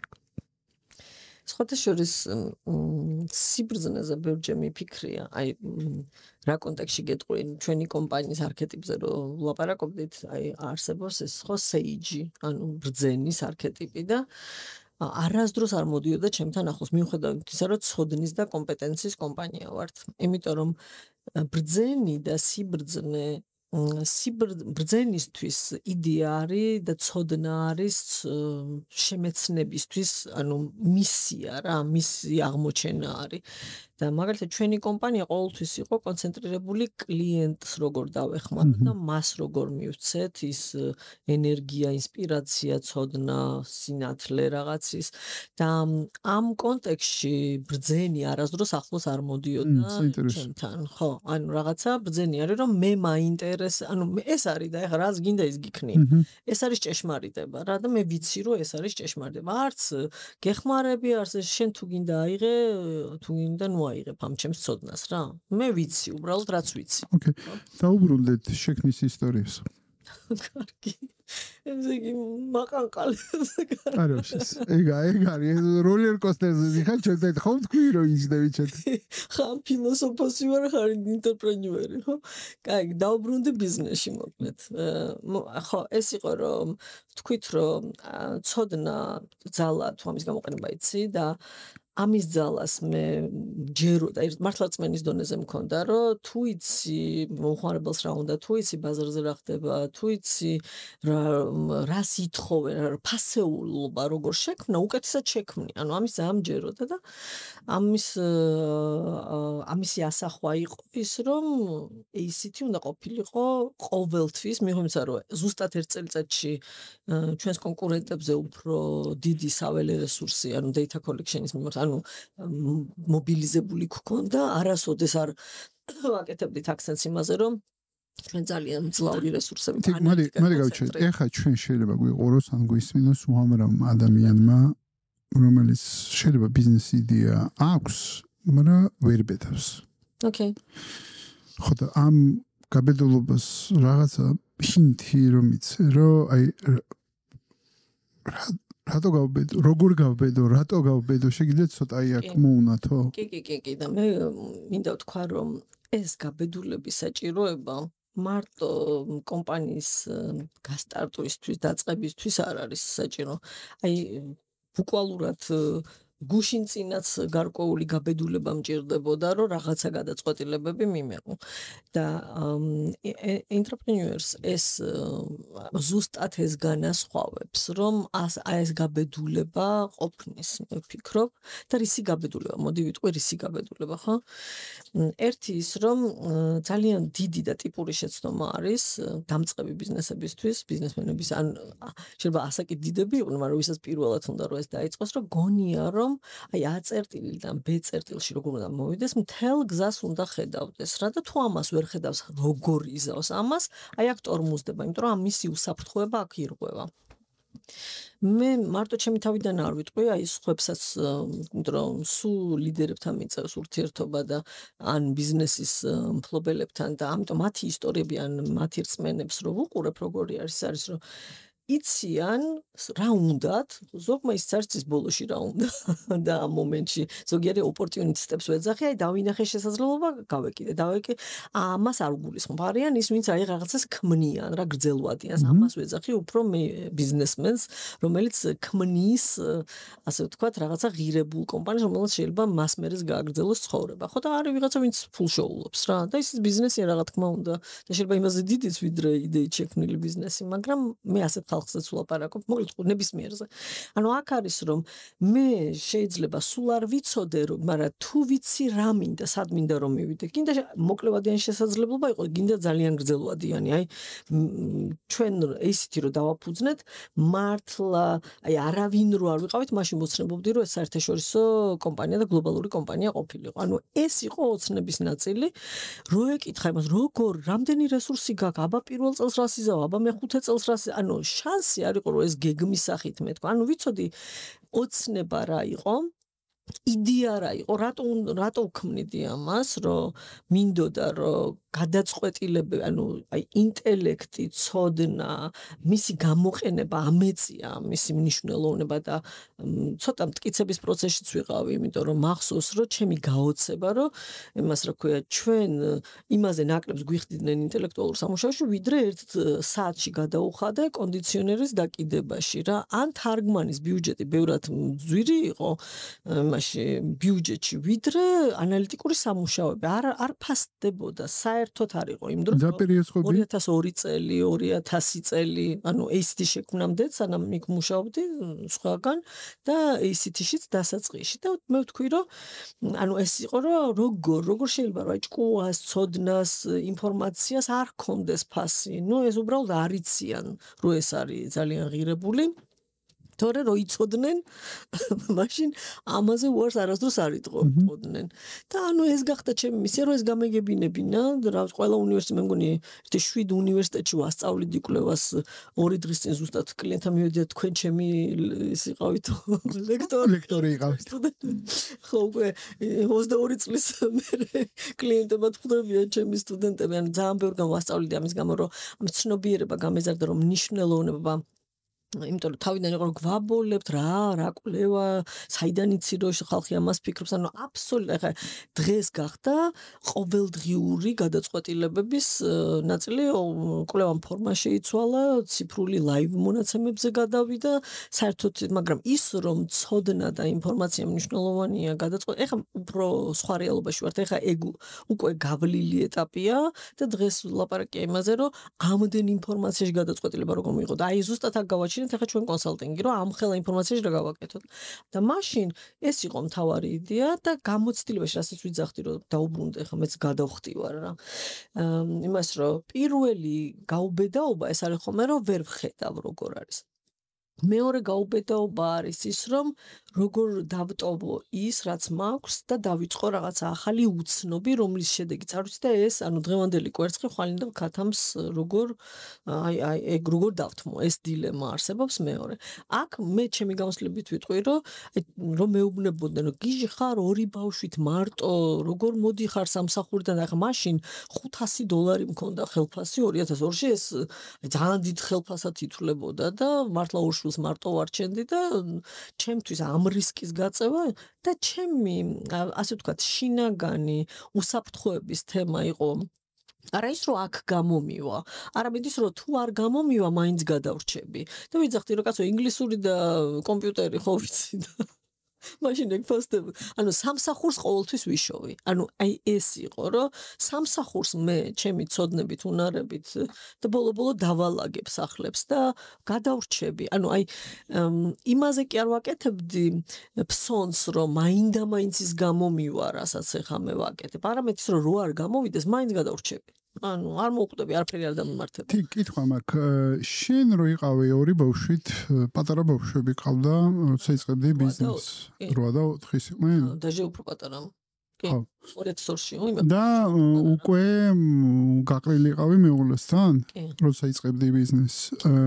ამ გაყრას და ბავშვებთან ერთად მარტო ყოფნას რამენაირი კონტრიბუცია ჰქონდა ამ ბიზნეს გზის დაწყებაში, ან მოტივაციაში, აი რამენაირი კონტრიბუტორი იყო ამისი? არა, მუშაობის დაწყებაში თავის დროზე ის შეასრულა, რომ ძალიან სასაცილო ისტორია შეიძლება მარტო ხელადედებისთვის საინტერესო იყოს. დავთვალე ბიუჯეტი, რა მჭირდებოდა, რომ გადავრჩენილიყო. და თქვი, რომ აი მე ეს ამდენი უნდა ვიშოვო, სხვა გზა არა მაქვს. ხო, ну, უარს ვამბობდი, უმუშევარ მდგომარეობაშიც კი და თან კიდე ერთი დილემა იყო, რომ მე ხო დიასახლისი ვიყავი ჩვეულებრივი, ანუ ბავშვებს ვზდი და ეს ახლა ფრილანსერი, პირველი ფრილანსერი ვიყავი. ეგ არ ვიცოდი, ხო. ხო, ესე რაღაცებს ვაკეთებდი, ხო. და ბავშვებს დიდი. ხო, აი ქიარ და ადრაზრულ ლაპარაკობ, მაშინაც აი ფრილანსად რო ერთი კვირით, სამი კვირით წასვლა ქუთაისში რაღაცა პროექტზე, მასე ან პირველი ფრილანსერი გამოვდივარ. ეხლა უცბად მივხვდი, რომ მართლა მაშინ არ ვიცოდი ეგ სიტყვა რა. ტერმინი არ არსებობდა მაშინ. არ არსებობდა. ხო და პირველი დილემა ზუსტად ეს იყო, რომ განქორწინება რო გადავწყვიტე, მე ვიყავი დიასახლისი და როგორ მერჩინა ჩემი თავი ან შვილები, არავინ არ იცის. ეგ როგორ გაბედე? აი განქორწინება როგორ გადაწყვიტე დიასახლისმა შემოსავლის გარეშე, ეგიც მითხარი. მაგას მეუბნებოდნენ, რომ გაგიჟდი და მარტო დარჩები და ასე შემდეგ და აი როგორ გადავწყვიტე და რა მეხმარება ცხოვრებაში. ცხოვრებაში მე მგონი ზუსტად მაგით დავიწყე და აქ ისე ვიმეორებ. ეს არის ჩემი შინაგანი კომპასი. რაც სწორია, ის არასწორი ვერ იქნება, რაც არასწორია, ის სწორი ვერ იქნება. ანუ ეს არის ძალიან მარტივი ჩემი შინაგანი ეს. შეიძლება იმ მომენტში კიდევ ერთხელ ვძახი ვცდებოდე, მაგრამ რის მჯერა იმას ვაკეთებ და მე რომ მეუბნებოდნენ, რომ მოდი ჯერ სამსახური, მე ვიძახდი, რომ თუ მე უკვე გადავწყვიტე, რომ ამ ადამიანთან ცხოვრება აღარ მინდა და აღარ შემიძლია, როგორი არაპატიოსანი იქნება, რომ მე ამ ფიქრებით დავწვე და გავიღვიძო ამ ადამიანის გვერდზე და სამსახური ვეძებო. ამიტომ ანუ ჩემს მორალში ეს არ ჯდებოდა რა, მოკლედ.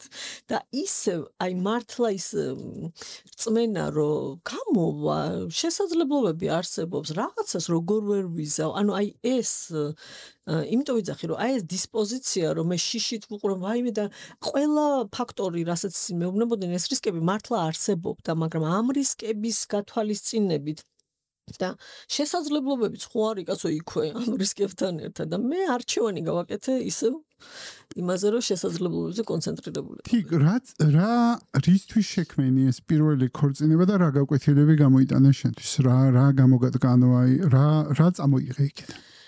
რაღაცა ცოტა უხერხულობას გძნობ პირველი ქორწინების ბაზე, მეორე ქორწინებაში რო პირველი ქორწინების მაგასაც გითხავ, შენ არის დარდო.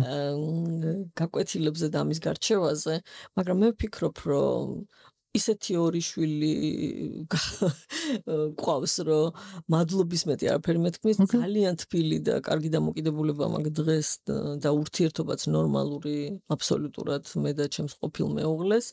ძალიან პატარები ვიყავით, 18 და 19 წლის, როცა ჩვენ ვიქორდით. მაშინ ზამოდაში. ხო, იმ მოდაში კი არა, მე ვიძახი, რომ უტრანსპორტობამ გამათხოვოთ, იმიტომ რომ გამაცილებდა ეს ის პერიოდი იყო. გამათხოვა რა მაგარი. მეტრო არ იყო. ავტობუსები არ და 90-იანი გაცილებდა?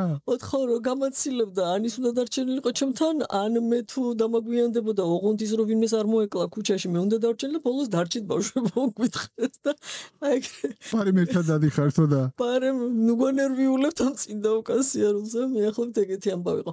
თუმცა რა სასშინელება იყო მართლა 18 და 19 წელი რა დროს ქორწინება იყო, ეხა ვიაზრებ ამას ჩემი შვილების ფონზე, რომ იმდენად პატარები იყვნენ ჩემს აღქმაში, რომ როგორ შეიძლება და ეს პასუხისმგებლობა იყოთ, ეგ ცალკე. შენი შვილები აღარ ცხოვრობენ. არც ერთი სამწუხაროდ. სამწუხაროა ეგ შენთვის? ძალიან დიდი ტკივილი არის ის რომ ახლოს არ არის რა შენი შვილი. მონატრების ტკივილი თუ სხვა ტკივილი? ეთყობა სამი თვე მაქვს ხოლმე პიკი რა და აი სამი თვეს ცოტა გადაცდა ახლა ვაპირებდით დედა ჩემის წაყვანა მინდოდა მის იუბილესთან დაკავშირებით რაღაცა მხილი შეგვეშალა და იქ უნდა ჩამოსულიყვნენ ისინიც და ძალიან მტკივნეულია ეს რომ შენ ახლა ვერ ვიტყოდი რომ მე ყოველ დღე ვიქნებოდი მათ ცხოვრებაში ან ისინი ჩემ ცხოვრებაში ძალიან პატივს ვცემ შვილის სივრცესას და მე ძალიან ბევრი საქმე მაქვს და ბევრი წყარო ასე ვთქვათ, ურთიერთობის წყარო, საქმიანობის, შემოქმედების, რა ვიცი, და ასე შემდეგ, რომ არ ჩამოვეკიდო, ვთქვათ, იმაზე, რომ მაინც შვილებთან ურთიერთობით ვიყვებო. ამიტომ ამის დროც არ მექნებოდა რომ ყოველ, მაგრამ ის რომ შეგრძნება, როცა მომინდება მივალ და შევეხები, ჩავეხუტები, ეს ბედნიერება ახლა მე არ მაქვს და კი, ძალიან მტკივნეული. თიგ, როგორია, როდესაც ხარ ენტერპრენიორი ბიზნესი და ბავშვების სივრცე, როგორ დაამენეჯმენტე, აი დღევანდელი გადმოსახედიდან როგორ უყურებ ამას, ახლა ენტერპრენიორს ბევრი დრო ისი შვილი. ურთულესი დრო გავიარე, მართლაც, აი რომ მახსენდება, როგორ შევძელი, არ ვიცი ახლა ძიძები ყავთ და ერთი კი არა ორი და ოჯახში ბებიები და მე მარტო ვიყავი ძიძა ავიყვანე მე ოღონდ სამსახურამდე და მივდიოდი თუ არა ანუ ეს სტრესი რომ გადარჩენის სტრესი ბიზნესის შექმნის სტრესი ძალიან დიდი სტრესი გავიარე და მე ვფიქრობ და არაერთხელ მithქვა სხვა ინტერვიუებშიც რომ რაღაც დრო მე დავკარგე ჩემთან შვილები ჩემი არც ერთი წუთი არ იყო იმად გარეშე იმ პერიოდში და ფიზიკურად ჩართული ვიყავი ყველაფერში აღზრდაში მაგრამ ემოციურად და მტვინით აი ყოფილა რომ დე ეს სახეს რო გიტრიალებენ და შენ რო აქ ბიუჯეტს ითვლი ანუ გელაპარაკება ვითომ გეტკონტაქტება მაგრამ აი მე კლიენტს რა თქვა აი ამაში რო ვიყავი და აი თუნდაც ის რო აი დანაშაულის შეგრძნება შვილთან დანაშაულის შეგრძნება საქმესთან რომ იმას რომ მოაკლო ანუ აი ეს ბალანსი ხო ბალანსი ამ ორ რაღაც ორ სამყაროს შორის და გარდა მაგ ბალანსისა ნახე ერთი აი ხა აი ამ წუთას მომივიდა ხა შეგრძნება შეიძლება ამაზე ესე არც მithქვამს მაგრამ ერთი არის რომ საქმე და პასუხისმგებლობა სხვებთან ხელფასი გადასახდელი სხვების მარტო შენი კი არ გაქვს საშუალებელი ეს ცალკე ტკივილია მეწარმეების და ბიზნესმენების და მაგის გარდა მე ვფიქრობ რომ ჩემთვის ძალიან დიდი თვითრეალიზაციის ის იყო და მე მინდოდა რომ ეს მეკეთებინა მე ვიყავი ამაში მოცული ვიყავი ამით ამას რო ვაკეთებდი და აი ხა მაქვს ეს აღიარება რომ იმიტომ კი არ ვაკეთებდი რომ მაინც ბიზნესი გადარჩენილიყო და ეს და აი ეს თუნდაც ეს ჭიდაობა შობელში ხალი იქნება თუ კაც რა ვიცი მომენტ რომ შენი თვითრეალიზაციისთვის და ბალანსი როგორ იპოვო ეხა შეიძლება ცოტა რა სხვანაირად ამცოდნით სხვანაირად შეიძლება გამეკეთებინა რაღაცები და არაფერი ჩემ თვითრეალიზაციას არ დააკლდებოდა ჩემ შვილებთან რომ რაოდენობაში ბევრი თუ არა ხარისხიანი დრო გამეტარებინა მაგრამ მაშინ იცოდი ის რაც იცოდი და აკეთებდი იმასაც აკეთებდი ნამდვილად და რა თქმა უნდა ეს გამართლება უთხრება რომ აი აბარაშვილებისთვის აკეთებ რო უკეთესად იცხოვნა მართლაც ახლა ისე შეიცვალა ჩვენი ცხოვრება რადიკალურად და ჩემი შვილები ამის მოსწრეები არიან საცხოვრობდით რა შემოსავლები ქონდა საჭმლის პრობლემა რო იყო და მე როგორ შეიცვალა ჩვენი ცხოვრება ეს და როგორი განათლება მიიღეს და მიეცათ შესაძლებლობა რაც მიეცათ და დღეს იქ არიან სადაც არიან ძალიან წარმატებული რომელიმე მათგანს ხედავ საქსესორად რისი ჩემი ბიზნესის არა არ ხედავ არ მასე არ ვუყურებ შვილებს დაუდო როგორ უყურებ საქსესორი უნდა იყოს ჩემი აზრით ამ იდეის ვინც შეძლებს ეს იდეა ასე ვთქვათ ჩირაღდას რო გადაცემენ ხოლმე რომ აი მიახლოებით ეგ წამომივიდა ხა ვიზუალურად აი ისე უნდა სჯეროდეს და უნდოდეს იმის გაკეთება როგორც მე მინდა ამის გაკეთება რა და ამ იდეის რა და this successors კომპანიაში კი ხედავ ერთ ოკეი იცის რო ხედავ არ ვიცი, ჯერ არ მithkomთ, იმიტომ რომ ჯერ არ ვარ, ანუ კი ვარ, ნონსებ რომ 3-4 წლის მერე შეიძლება, ასე მაგრამ ჯერ არა. ოკეი. და მეც უყურებ, იმიტომ რომ შეიძლება ერთი კი არა, 3 იყოს ხვალ და გაჩნია. ეხლა თქვენ ოჯახში ყავთ 4 შვილი. ჯამში. ხო. 4 შვილი. 2 ჩემი მეუღლის 2 მე. 2 შენ მეუღლის 2 შენ. 50-50 შემოხვდით. ესე იგი, როგორია ეს ეხლა, როგორც გამოცდილება, რომ ორივე დასრული ადამიანი, რომელსაც ჰქონდა თავის პირველი გამოცდილება, რომელიც დასრულდა ისე როგორც დასრულდა, შეხვდით ერთმანეთს და შექმნით ახალი ოჯახი. და როგორი არის ბალანსის დაჭერა საკუთარს იმ შვილს შორის დელიკატური კითხვა მესმის, მაგრამ ჩემთვის საინტერესო კითხვა არის, იმიტომ რომ რეალურად როგორ ხდება, აი ეს როგორ თქვა, ენტერპრენორიულ გადმოსახედიდან უყურებ ამას. როგორ ხდება შერწყმა? როგორ დააკავშირია? ხო, აი იმიტომ რომ შერწყმა, ჩემთვის M&A-ია, ანუ M&A-ის კუთხით უყურებ. Merger acquisitions დავაზუსტებ, merger-ია ამ შემთხვევაში, ბიზნესურად რო უყურო და როგორ ხდება, როგორ შეიცვალა ეს რუტინა, როგორ ჩამოყალიბდა და როგორ უყურებენ ის რომ ისის ბიზნესშია, შენს ბიზნესში ხარ. და ამ დროს 4 შვილი. აი ხა ეს რაში გადაიზარდა ეს ყველაფერი? კარგი, მოდი მე გავყოფდი ორ ნაწილად რა საკითხს. ერთი არის სიყვარული და მეორე არის სიახლოვე და ურთიერთობა. ეს ორი ძალიან განსხვავებული რაღაცა არის. აი როგორც ეს კაცებთან ბოდიში, მაგრამ ქალებს ესე ცოდინებათ, რომ ორსულობის პირველი წამიდან რო იცი, რომ უკვე გიყვარს შენი შვილი. არ გინახავს, მაგრამ უკვე გიყვარს ეს უკვე ჩნდება, რა წამიდან ჩნდება. აი იმ მომენტიდან, როცა შენ მეორე ადამიანი გიყვარს კაცი, ანუ და მას ყავს ასეთი საყვარელი არსება, ხო, მისი შვილი, იმ მომენტში შენ უსიტყვოდ ის გიყვარს შვილიანად. ანუ იქ კითხვის ნიშანი საერთოდ არ არის. მეორე არის რომ არ იცნობ, როგორც ახლა შენ შვილს ხო მოსატყუხნის დროს, შეიძლება არ იცნობ დრო დაჭირდეს ურთიერთობა, სიახლოვე და ჩვენ ეს დრო დაგჭირდა, იმიტომ რომ არ იყო ესეთი მარტივი ეს ამბავი. მაგრამ დღეს ვფიქრობ, რომ ძალიან კარგი აი სიყვარული კიდევ ერთხელ ვძახ, პირველივე წუთიდან არსებობდა, იმიტომ რომ მე თუ მიყვარს ირაკლი, მე მიყვარს მის, ანუ ეს მოყვა ეს ემოცია ყველა. ანუ ლეგასია, რომელიც მისი ნაწილია. რა ვიცი, ხა ეს ნაწილი არ მიყვარს და ის ნაწილი მიყვარს. რანაირად? ხო, ეგ არ მესმის რა და ამიტომ ეს დეფოლტი იყო.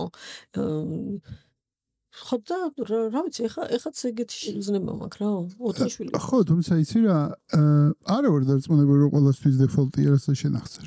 მაშინ არ უყვარს ალბათ. ხო, იმიტომ რომ აი თუნდაც აი ეს წარმოდგენა მე რო განქორწინებული ვიყავი, მე უნდა 2 შვილიან ქალს ვინ მოიყვანს ცოლად, რა ვიცი. გადაუხვიეთ ბიზნეს და არ ვიცი რამდენად ფორმატი არის. ფორმატია. ოკეი. ხო და ბიზნესმენის ცნობიერებაზეა ეს არა ბიზნესი. ეგეც ნახე რისკები და ისევ ცნობიერებაზეა კიდე რომ ვინ მოგიყვანს ცოლად ის რა შეჭირდები ასეთი შეზღუდული ამისთან შვარტი გოგოები არიან გაუთხოვრები უშვილების რა. აუ ეგ ფრაზები მეც მახსოვს. ხო გახსოვს. ხო და მე ვიძახდი რომ იმ კაცს რა უთხარი, რომელიც მე მანანებინებს რომ დედა ვარ. ანუ ეს რას ნიშნავს, რომ მე არ უნდა რა კაი იქნებოდა, რომ ორი შვილი არ მყავდეს, ანუ ეს უნდა გამეფიქროს, რომ ოღონდ შენთან ვიყო, ხო?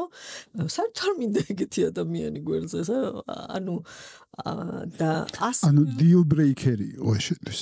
ხო, აბსოლუტური. აბსოლუტურად, ანუ არც კი ვუშვებდი მაგ მომენტს, რომ რას ნიშნავს მე ან ჩემი ურთიერთობის პირველ ეტაპზე დავმალო რომ დედა ვარ, ანუ ეგეთ რჩევები მოდიოდა მართლა რეალურად, რომ ხო იცი, ჯერ ემოცია გაჩნდეს, მე ეს წარმოდგენა იყო და ჩემთვის ეს იყო სრულიად გაუგებარი რაღაც, მართლა რა მომენტშიც ვინმე მაგზნობინებდა, რომ რა ვქნა პრობლემაა შენი, ანუ მე ვარ და ეს ჩემი ცხოვრება არის, ეს არასრულწლოვანი შვილებია ჩემი.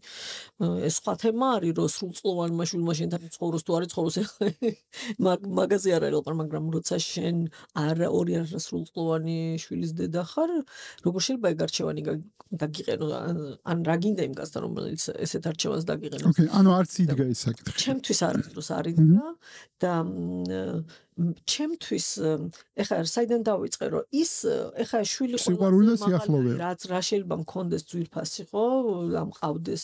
ანუ ჩემი მეგობრები, ანუ მე თუ ვერ მიღებ იმითი, რაც ჩემთვის ძვირფასია, რა არის სიყვარული. შეიძლება განსხვავებული წარმოდგენა მქონდეს, გესმოდეს, ან არ გესმოდეს. ჩემ შვილის თვისებებშიც არ მომწონს რაღაცა, მაგრამ ეს არ ნიშნავს, რომ არ მიყვარს. ხო? ანუ მე შეიძლება ირაკლის შვილშიც ვთქვა, რომ ეს ბავშვს რაღაცა ან იმას რა ხასიათი აქვს რაღაცა ისევე როგორც ჩემ შვილზე, მაგრამ ეს არ ნიშნავს, რომ არ მიყვარს. ხო და ამაზე ბევრი საუბრები გექნებოდათ. თუ ეგრევე შეთანხმება ქონდათ. იცი რა არის, უფრო ნდობის აშენება დაგჭირდა იმისი მხრიდან. ანუ ჩემთვის მაგალითად ანუ მე ეს მქონდა რომ არ დაიჩაგროს ახლა ირაკლი რო თქვა რაღაცა ეთყოდა საყვედურს ჩემ შვილს. ანუ იმის მიღება რომ მართლა წმენა რომ იმასაც ისე უყვარს ჩემი შვილი როგორც მე მიყვარს მისი შვილი და საყვედურს თუ ეუბნება ეს არ ნიშნავს რომ არ უყვარს ან ჩაგრავს. ამისი დრო დამჭირდა რომ ესე გადაფოფრილი არ ყოფილიყო რომ მე ვეტყვი შენ. ანუ ეს პროცესი გავიარეთ. ისევე როგორც მე თუ რამეს ვიტყოდი, ეს ბავშვთან მიმართებაში ის იყო დაცვის პოზიციაში რომ შენ რა ჩემ შვილი რამეს ამბობ და ანუ ეხა აბსოლუტურად დაცლილები ვართ ამისგან. ავაშენეთ ეს ნდობა, რა ვიცი, იმდენი წელია უკვე ერთად ვართ, რომ მაგარი. კითხვა მაგ, როგორ გამოგდის? პირდაპირ კითხვა, მაგე ძალიან ჩემთვის მნიშვნელოვანი კითხვა. როგორ გამოგდის ხა თვითონ ლიდერი ისეთი, შამდენ ლიდერს აკოუჩებ, დადიხარ, ასწავლი, რას არაკეთებ, ვორქშოპებს, რაღაცებს და ამ დროს მოდიხარ სახში და როგორ ტოვებ ამ ლიდერულ როგორ თქვა, როლს, ეგოს, ყველაფერს ერთად იმისთვის, რომ შეხვიდე სახში და იყო ირაკლისთვის ხალი. როგორ გამოგდის, ძალიან კონკრეტულად მე თეორია არ მაინტერესებს. როგორ გამოგდის ეგ, რომ დატოვო ეს შესასვლელში. თუ სატოვებ არც ვიცი. არ არის, ეგ ძალიან რთული მინდა გითხრა, ჩემთვის და არასდროს არ ყოფილა, იმიტომ რომ არის არსი და არის როლი. ანუ მე დირექტორი ან ლიდერი არა ვარ, თიკა რუხაძე არ უდრის ამას, ეს არის ჩემი როლი. ერთ ადგილას. მკაფიოდ გაქვს როლია? ძალიან. და ეს მეგობრის როლი, მეგობრის დირექტორის როლი, მეგობართან მიმართებაში, ქმართა რო დირექტორი არ ვიყო. ქალი ამასთან დედა ვარ და არა. არ გეპარება? ეგ როლები არ გეპარება სხვადასხვა კონტექსტებში? იცი რა არის? ანუ ასე არ მახსენდება, რომ მე ხლა უბრალოდ იყო მაგალითად რა მომენტი, ყოფით რაღაცეებში იყო, რომ მაგაზე შაყირებ ხოლმე სხვებსაც არაერთხელ მომიყოლია და ერთად თანაცხოვრება რომ დავიწყეთ ორმა მენეჯერმა, ეს გასაკეთებელია, ვიტყოდით ხო? კარკეთდებოდა რატო? გადაწილება დროში და იმაში ორივე აღნიშნავთ რომ ანუ გადაწყვეტილება ხომ მივიღეთ რომ ეს გასაკეთება ვიღაცა უნდა გააკეთოს ეს ვიღაცა არც ერთი არ თვლიდით რომ მე ვარ ეს გამკეთებელი ამისი და ესეც ვისწავლეთ რომ ეხა როგორ შვებით ხო ანუ დღეს მე გავაკეთებ შენ ხვალ ამას ანუ კონკრეტიკაში შეხვედი დავაზუსტეთ რომ სხვა ვერავინ ან ვიღაცა მესამემ შეიძლება გააკეთოს წუთაში ფული გადაიხადა. ხო, ეს დავალები. თიგა რა ხარ როლების მიღმა? აი როგორ შეგიძლია შენ თავი დაახასიათო? ოღონდ ყველა როლი რო ჩათიშო ერთი წამი რა იქნებოდა? აი როგორ რა არის ეს? პირველი სიტყვა რა მომივიდა, იცი? აი დაუფიქრებლად მომივიდა ცნობის მოყვარება, არ ვიცი რატო. ესე იგი ეგრე. ხო, სამყარო ძალიან მაინტერესებს, ძალიან საინტერესოა ცხოვრება. აი ეს ახალი შეგრძნებები, ახალი ეს მოგზაურობა იმიტოა ჩემთვის ესეთი ღირებული კვლევაც ეთყობა მაგასთან არის კავშირი. აი პირველი სიტყვა ეგ მომივიდა, რომ ძალიან საინტერესოა რა. ანუ იქ ახსენე ცოდნას ხსნიდი ამდენ და აქ ამოდივდივდა ცნობის მოყვარეობა. ხო, ცოდნა შეიძლება, ანუ მე ანიციან არიცი, მაგრამ ცნობის მოყვარეობა არის, რომ გაიგო. რაღაცა გაიგო. და ეს გემართება, რომ ვა, რა საინტერესოა რაღაც. აი ეს ემოცია ჩემთვის ძალიან ძვირფასია. თიგ, ძირითადად მე ხარ რომ მასალო შენთან ლაბარაკი 5 საათიანს შევსარ. ამიტომ პივოტურ მომენტებს ვეხები შენ ცხოვრებაში და კარიერაში და მოღვაწეობაში და იმ მომენტებში, რომელიც იყო ძირითადი პივოტური, როგორც მე ვიზახე ესე საკვანძო მომენტები. ესეთი საკვანძო მომენტი არის ჩემთვის, როდესაც მოდი ესე ვთქვათ, კვლევითი კომპანიიდან, თუმცა მე ხარ რატომღაც მომივიდა აზრი, რომ აი IPM-ზე რო ვილაპარაკო, რაც გუჩა მოტივდა თავისი იმითი რომ კვლევითი კომპანია შექმნა, მე გავიდა, მე ორი ნაბიჯი შექმნა თავის პარტნიორებთან ერთად და გუჩას მოსმენა იქნება საინტერესო რაღაცნაირად წამოვიდა. გუჩა არის საინტერესო მოსასმენი. ნამდვილად იქნება საინტერესო. ნამდვილად იქნება საინტერესო. მოდი მოვუბრუნდეთ კიდე ერთხელ კვლევიდან მე უკვე ორი განვითარდება ორი მიმართულება, ხო? ანუ რომელიც შენ ახსენე. და რა იყო ამ პივოტურ მომენტში შენთვის პირადად პარტნიორებთან ერთად, მათ შორის ისიც მაინტერესებს, რამდენად გამოგდიოდა პარტნიორებთან ერთად ეს განვითარების ეტაპების შეთანხმება, რამდენად რთული იყო შენთვის, იმიტომ რომ პარტნიორების ისეთი შემარტო არ ახარ ყავს პარტნიორები, მიუხედავად იმისა, რომ დღეს მე მგონი majority ხარ კომპანიის, მაგრამ იყო პერიოდი, როდესაც ეს majority არ იყო. შესაბამისად, რამდენად გამოწვევა იყო შენთვის პარტნიორებთან განვითარებაზე შეთანხმება? აი დავაზუსტებ კითხვას. პარტნიორებთან 23 წლის მანძილზე რამდენიმე ესეთი საკვანძო და მტკივნეული მომენტი იყო. მე ვფიქრობ, რომ ესეც არის აი ბიზნესში გამოცდილების ნაკლებობიდან გამომდინარე. როცა ხშირად ვეუბნები ახლა სხვასაც ვინც იწყებს ხოლმე ბიზნესს, რომ დღესვე შეთანხმდით ბევრ რაღაცაზე, რა გინდათ, განვითარების რა ამბიცია გაქვთ, რეინვესტიციას აპირებთ ფულისას თუ სახლში დღესვე გინდა ფული, გინდა გაქვს გლობალურობის ამბიცია თუ ბუციკური კომპანია გინდა რომ გააკეთო. ეს არის ძალიან მნიშვნელოვანი რაღაცები. აი თითქოს დასაწყისში ოღონდ რამე გამოვიდეს და სულ არ ფიქრობ. ან კარგად დაფიქრდი ეს პარტნიორი ნამდვილად გჭირდება თუ უბრალოდ შიშებს იხსნი რომ მარტო არ იყო და იმიტომ რომ მე მოდის ის რომ აი რაში მჭირდებოდა, როცა გასაყოფი არაფერი არ აქვს, მაშინ ძალიან მარტივია. ну მოდი რაღაცა გავაკეთოთ და როგორც კი უკვე ხდება ან ფულის გაყოფა, ან იდეური განსხვავება მნიშვნელოვანი, აქ სერიოზული პრობლემები ჩნდება პარტნიორობაში და მე რომ მკითხო, არაფერი ისე არ უქმნის საფრთხეს კომპანიას, როგორც პარტნიორთა შორის უთანხმოება. და მოუგვარებელი უთანხმოება, თორე უთანხმოება შეიძლება იყოს, მაგრამ მოუგვარებელი უთანხმოება. თითქოს გამოუთქმელს გულისხმობ მოუგვარებელს თუ აი თქმელი ან გრძელვადიან ჭიდაობაში შესული. ამიტომ პირველი ან სამჯერ მქონდა 23 წლის მანძილზე პარტნიორებთან ასეთი სიტუაცია და ცვლილება ამ პარტნიორების და გამოცდილებამ რაც მაჩვენა ბოლო ყოველ შემთხვევაში ბოლოს სულ ცოტა ხნის წინ იყო რომ გამოვისყიდეთ ჩვენი ერთ-ერთი პარტნიორი შემეძლო გრძელვადიანი ასე ვთქვათ პროცესი ყოფილიყო მე მტკიცებინა ბევრი რაღაცა რაც ეკუთვნოდა არ ეკუთვნოდა თუ ასე შემდეგ მაგრამ მე მყარად მიჯერა რომ განვითარების აი გამოცდილებამაც მაჩვენა რაც შეიძლება სწრაფად უნდა გადაჭრა ეს საკითხი რა და პირიქით არ გააჯანს იმასაც ვფიქრობ, რომ აქამდეც უნდა მექნა ეს ამბავი, აი იმიტომ რომ ვაიმე გული არ ვატკინოთ, იქნებ რაღაც გამოვიდეს, აი წლები შეიძლება რაღაცას ასე ვთქვათ უკან იხევდე, იმიტომ რომ ამხელა ურთიერთობა გაკავშირებს, იმიტომ რომ მართლა წვლილი შეიტანა ამ ადამიანმა კონკრეტულმა თუ რა ვიცი თავის დროზე თუნდაც მარტო იმით შეიძლება ვიღაცა ხა ეს არ იყო ბოლო იმაზე რომ ვიყვებით თანადამფუძნებელი ჩვენი ანუ შეძენილი პარტნიორი იყო მაგრამ თუნდაც დამფუძნებელი იყოს ხო შეიძლება იმ მომენტში ძალიან როლი შეასრულა მაგრამ დღეს ძალიან გაიყო ანუ ამისი აღიარება რეალობის მიღება რაც არ უნდა მტკივნეული იყოს ეს რეალობა რაც უფრო მალე მოხდება ამის სახელის დარქმევა და რაც უფრო ასე ვთქვათ, აი საჩხუბარი რა არის? ანუ იმას სხვა რამე უნდა, შენ სხვა რაღაცა გინდა. ოკეი. ოღონდ ეს ემოციებში მაშინ გადადის, როცა უთქმელია, როცა გაწელილია, როცა ბრაზობ, რომ იმას რატო არ უნდა ის რაც შენ გინდა.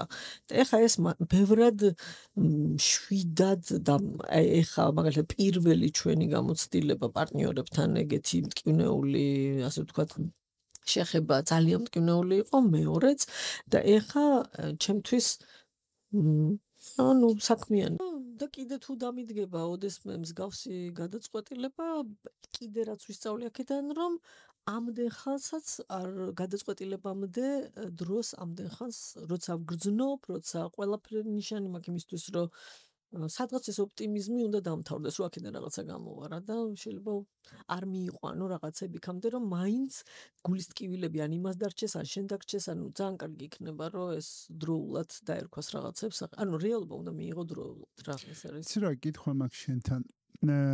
მე დიდი ხანია გიცნობ და სხვადასხვა ფორმატში ვარ მსჯელობაში შენთან ამყოფ ბევრ ფორმატში ვარ ნამყოფი მეგობრებთან დაწყებული რავი კომპანიის შეკრებები დამთავრებული ყველგან ვარ და რაღაცნაირად იყო მომენტი როდესაც მოდი ესეთ რაღაცას ვიტყვი აი სად არის წერტილი როდესაც შეგიძლია ეს კომპანია სჭირდება რომ იყო დომინაციური პარტნიორი აი ესე ვიტყოდი ან კაფეო თუნდაც როდესაც ვერ თანხმდებით რაღაცაზე ისიც ხო რაღაცა გადაწყვეტილების მიღება ჭირდება ამას ხო ეხო ფაქტია შენ ჩემთვის ACT-ში მიხვდით იმის რომ მე ACT-ის ბევრ პარტნიორს ვიცნობ პირადად მაინც რაღაცნაირად ვიჟნერი ლიდი აი რაღაცა როგორც ასოცირდებოდი შენ ჩემთვის ესე იყო ну რავი ხა ACT-ის რო ვიხსენებ მაინც თიკა მომდის თავში top of mind რა ვქნა ხა მეც ხო ისა ვარ ადამიანი ვარ აქედან გამომდინარე აი ეს ეტაპი როდესაც ან დღეს რომ majority გაკამან მოიტანა სიმშვიდე სიცხადე სტრატეგიაში აუცილებელი იყო ACT-ის განვითარებიდან გამომდინარე ვლაპარაკობ ამას თორე სწორი და არასწორი რა არსებობს მაგას მეც ხვდები მე სად არის ACT დღეს ეს წერტილია და რა არის მომავალი წელი როგორ ხედავ განვითარებას თუნდაც პარტნიორობის ACT-ში ფიქრობ თუ არა რომ პორტფოლიო პარტნერშიპი შემოიტანო ან სხვა რაღაცები სხვადასხვა ფორმები შეიძლება უკვე დანერგილი გაქვს დღესაც რომ პორტფოლიო პარტნერები არიან მე შეგიძლია ცოტა მეტი მითხრა მის შესახებ მოდი დავიწყოთ იქიდან რომ კომპანიაში რაც უნდა ესეთი თანაბრობა გქონდეს როცა აფუძნებ ვიღაცა არის ვიზიონერი ერთ-ერთი რომელიც და დანარჩენები არიან ფოლოუერები. ფოლოუერების როლს არ ვაკნინებ პირიქით. მე ვფიქრობ, რომ ფოლოუერის გარეშე ლიდერი უბრალოდ ლიდერი არ იქნებოდა თუ არ ყავს მას ფოლოუერი. შეიძლება ვიზიონერი იყოს რამოდენიმე? ერთი კომპანიის ფარგლებში. შენი გამოცდილებით არ. ოკეი. არ მინახავს. ოკეი. ანუ ნახე ვიზიონერი ტიპაჟი შეიძლება იყოს, მაგრამ კომპანიაში რომ ორმა კაცმა ერთდროულად ერთი და იგივე იდეით და ახლა შეიძლება სხვადასხვა იყოს. ხო, და ის სხვა საქმე შეიძლება იყოს ვიზიონერი, ანუ მე იმას კი არ ვიცახი, რომ ვიზიონერები არ შეიძლება რომ კომპანიაში იყვნენ, მაგრამ ამ კომპანიის, მაგალითად სტივ ჯობსმა რომ გააკეთა, ხა კი გააგრძელა, მაგრამ სტივ ჯობსის საქსესორები არიან იმ იდეის, ცოცხალია ეს ადამიანი თუ არ არის, ის იყო ვიზიონერი რა, ხო? ანუ დღეს შენი აზრით კუკი მიყვება სტივ ჯობსის ხედვას, არაფერი არ შეცვლილა. არაფერი შეიძლება პროდუქტის დონეზე ტემპი რაღაცა შეიცვალა, იმიტომ რომ სხვა არის, მაგრამ თავარი არსი, ანუ სტივ ჯობსზე დიდი გახდა Apple რა და ეს არის მე რომ მკითხო, ახლა თუ ვლაპარაკობთ ესეთ გრძელვადი ბიზნესებზე და შეიძლება ძალიან ესეთი არასწორი შედარება ხა ACT-ის და Apple-ის, მაგრამ 22 წელი საქართველოში რო რაღაცა იქნება, ესე იგი ამიტიას აქვს გრძელვადიანობის, ასე ვთქვათ, უნარი რა. მე ვფიქრობ, რომ ახლა სხვა ქვეყნებში ისეა ACT-ი, საერთოდ არ ვიციან თიკარუხაძე, ეს აქიცი შენ, იმიტომ რომ მე აქტრიალებ ასე და ჩანვარ და ვიზიბილიტი, ანუ ჩემი ხილულობა არის, ასე ვთქვათ რა ამასთან და მე ვახმოვანებ აქ ACT-ის, მაგრამ რა ვიცი, 35 ქვეყანაში რო მუშაობთ, თიკარუხაძე წამყვანი პირი, იმათთვის საერთოდ არ არის რა ესეთი, ანუ ჩემზე მეტი გახდა მნიშვნელოვნად ACT-ი და ეს პივოტური მომენტი იყო გლობალ ბაზრებზე გასვლა ჩემს. მე ვფიქრობ, რომ თავის დროზე როცა 33% მქონდა და მე შევიძინე გამოვისყიდე პარტნიორები და გავხდი რომ აი ეს 51 რო გავხდა ჩემი წილი, ეს იყო ძალიან მნიშვნელოვანი გადაწყვეტილება ჩემთვის კი არა ACT-ისთვის, იმიტომ რომ ნახე, აი ეხა პირიქით დეკონსტრუქციისკენ წავალ და ჯერ ისეთი ფორმატები შევქმნით, სადაც სულ არ ჭირდება აქციების გასხვისება, მაგალითად შევქმნით ისე რომ მოგები 60%-ია აღმასრულებელ მენეჯმენტში რჩება და მხოლოდ 40-ის განაწილება ხდება პარტნიორებში და ეს არის ხელშეკრულებით და რეგულირებული პარტნიორებთან, ანუ ბევრი რამე დავალაგეთ ახლა რომ ასევე გავასისტემურეთ, ანუ ორგანიზაცია გასისტემურებული ქონდა და 22 წლის თავზე გავასისტემურეთ პარტნიორული ურთიერთობები და დავარეგულირეთ, რაც ძალიან ბევრ კომპანიაში არ არის და ძალიან აი ისეთი დიდ კომპანიებში ვხედავ ამ გამოწვევებს, აი 22 წლის მითი რომანტიზმით შექმნილ პრობლემები დღეს რომ მოყვებათ, რომ რა ვიცი დღემდე რომ მოყვება. და საკმაოდ დიდ ზომაზე და სკეილზე არის. კი, ეს ძალიან მნიშვნელოვანი საკითხი არის და ფუნდამენტური და თუ ასეთ პრობლემებს ხედავ, აუცილებლად. რადგან ვიზიონერი მიზის, მითხარ რა არის ACT-ის მომავალი? ხო და შეხედე მაგას ვიძახდი ზუსტად რომ 51 მაშინ ძალიან მნიშვნელოვანი იყო, იმიტომ რომ მე არ მქონდა ჯერ მომზადებული საფუძველი და არ მყავდა საქსესორი, რომელიც იდეას გააგრძელებდა ისე რომ ACT ყოფილიყო და არ გამختارიყო ჭიჭიკო რაღაცა სხვა. ხო და იმ დროს ანუ DNA-მის შენარჩუნებაზე ლაპარაკობ? კიდე მანდ არის მაგალითად ახლა აი ამ ერთ-ერთ საუბარში გქონდა რომ შენო განსხვავებული აზრი არ მოგწონს, ანუ განსხვავებული აზრები სულ არის ჩემთან ჯუნიორ ასე რა ქვია ანალიტიკოს შეუძლია პირდაპირ თიკა მე შენ არ გეთანხმები, აი ესეთი დიალოგი შეიძლება გქონდეს რომ რაღაცა, მაგრამ vision-ში განსხვავება ეს არის ჩემთვის სხვა DNM-ის შექმნა, სხვა კომპანიის შექმნა და ამას აღარ ქვია ჩემთვის განსხვავებული აზრი. ისევე როგორც აი ქვეყნის კონტექსტში რო იცახე რა განსხვავებული აზრი არ შეიძლება არსებობდეს განსხვავებული აზრი, რომ რუსი მტერია თუ არ არის მტერი. ანუ ეს არ არის ჩემთვის განსხვავებული აზრი, ეს არის საერთოდ სხვა ხედვა, რა ქვეყანა გვინდა მე და შენ. ანუ განსხვავებული ქვეყანა გვინდა, ესე იგი მე და შენ. ხო, რუსი მტერია თუ არ არის, თუ ვერ შევთანხმდით, ეს ჩემთვის არ არის უბრალოდ განსხვავებული აზრი.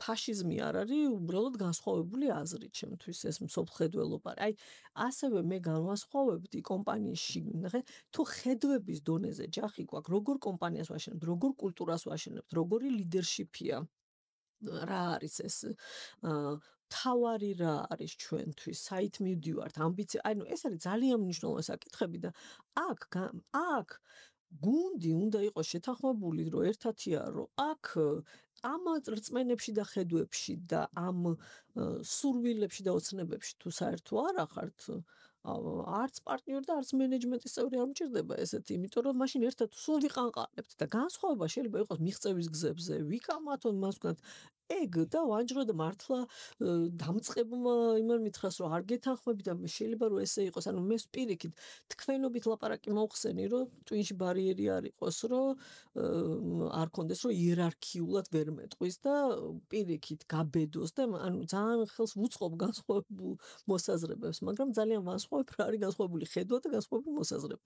თუ გუნდის წევრებში აი მე სხვა კომპანიებსაც რომ ვემუშავებ დამფუძნებლებში თუ ეს არის სასწაულად დიდი გამოწვევა უნდა გადაწყდეს, შეიძლება ვიღაცა პასიური პარტნიორი გახდეს, კი არ წავიდეს მაინდა-მაინც, მაგრამ თქვას რომ ოკეი, მე უბრალოდ ფულს მივიღებ და ეს შენ გააკეთე და ან გაყონ, ან თუ აქ არ დალაგდა, არაფერი არ დალაგდებ და მენეჯმენტში თუ ესეთი განსხვავებულია ეს წარმოდგენა, აქაც ჯდება რომ შენ იღებ თუ არა პასუხისმგებლობას, აი commitments, რომ ამ გუნდთან ერთად ნავში ჯდები და მიდიხარ წინ აი ამისკენ, ამას აშენებ, ასეთ კომპანიას, ასეთი DNM-ს იმაშვები, ამას ფურჩქნი, ამას აყვავებ, აი შენი ცხოვრების დროს ხარჯავ ამაში. და ეს გარდა იმისა, რომ კომპანიაში გამოვა არ გამოვა, პირადად ჩემთვის იმდენად მნიშვნელოვანი საკითხი გახდა, რომ ეს არის ჩემი ცხოვრების დრო, რომ ვიყანყალო ახლა 5 წელი და 10 წელი და გიმტკიცო და ვერასდროს ვერ დაგაჯერო, რაღაცა უნდა დამთავრდეს. თიკა ისე მომესმინა შენი ანალიზი 51% შესახებ მაჯორიტის შესახებ რომ იყოს შენ სადღაც დაინახე რისკი რომ ისეთი შეიძლება გადაეხვია იმ big idea-დან რაც ისეთი იყო. კი, ნამდვილად. იყო ეგ რისკი. და მაგიტომაც დაგჭირდა მაგ საკონტროლო პაკეტის შექმნა. კი, და საკონტროლო პაკეტთან ერთად მე ვთქვი რომ იქნება ის ადამიანები დარჩით მენეჯმენტში, ვისაც გჯერათ, რომ ესეთი უნდა გლობალი გახდეს, რომ international ერთ-ერთი წამყვანი თემა მაგ მომენტში იყო, რომ უნდა ყოფილიყო თუ არა, ვთქვათ, საერთაშორისო განვითარებაში. თიკა ამ ერაში AI ერაში, სადაც ეს big data გახდა, არ ვიცი რაღაცა, თან ერთის მხრივ საინტერესოა, მეორე მხრივ ბევრი, არ ვიცი, ყოველი კონფერენციის თემა არის, აღარ არის კონფერენცია, სადაც ეს საერთოდ tagline-ი არ არის, ან როგორც მინიმუმ ერთ-ერთ თემად არ განიხილება.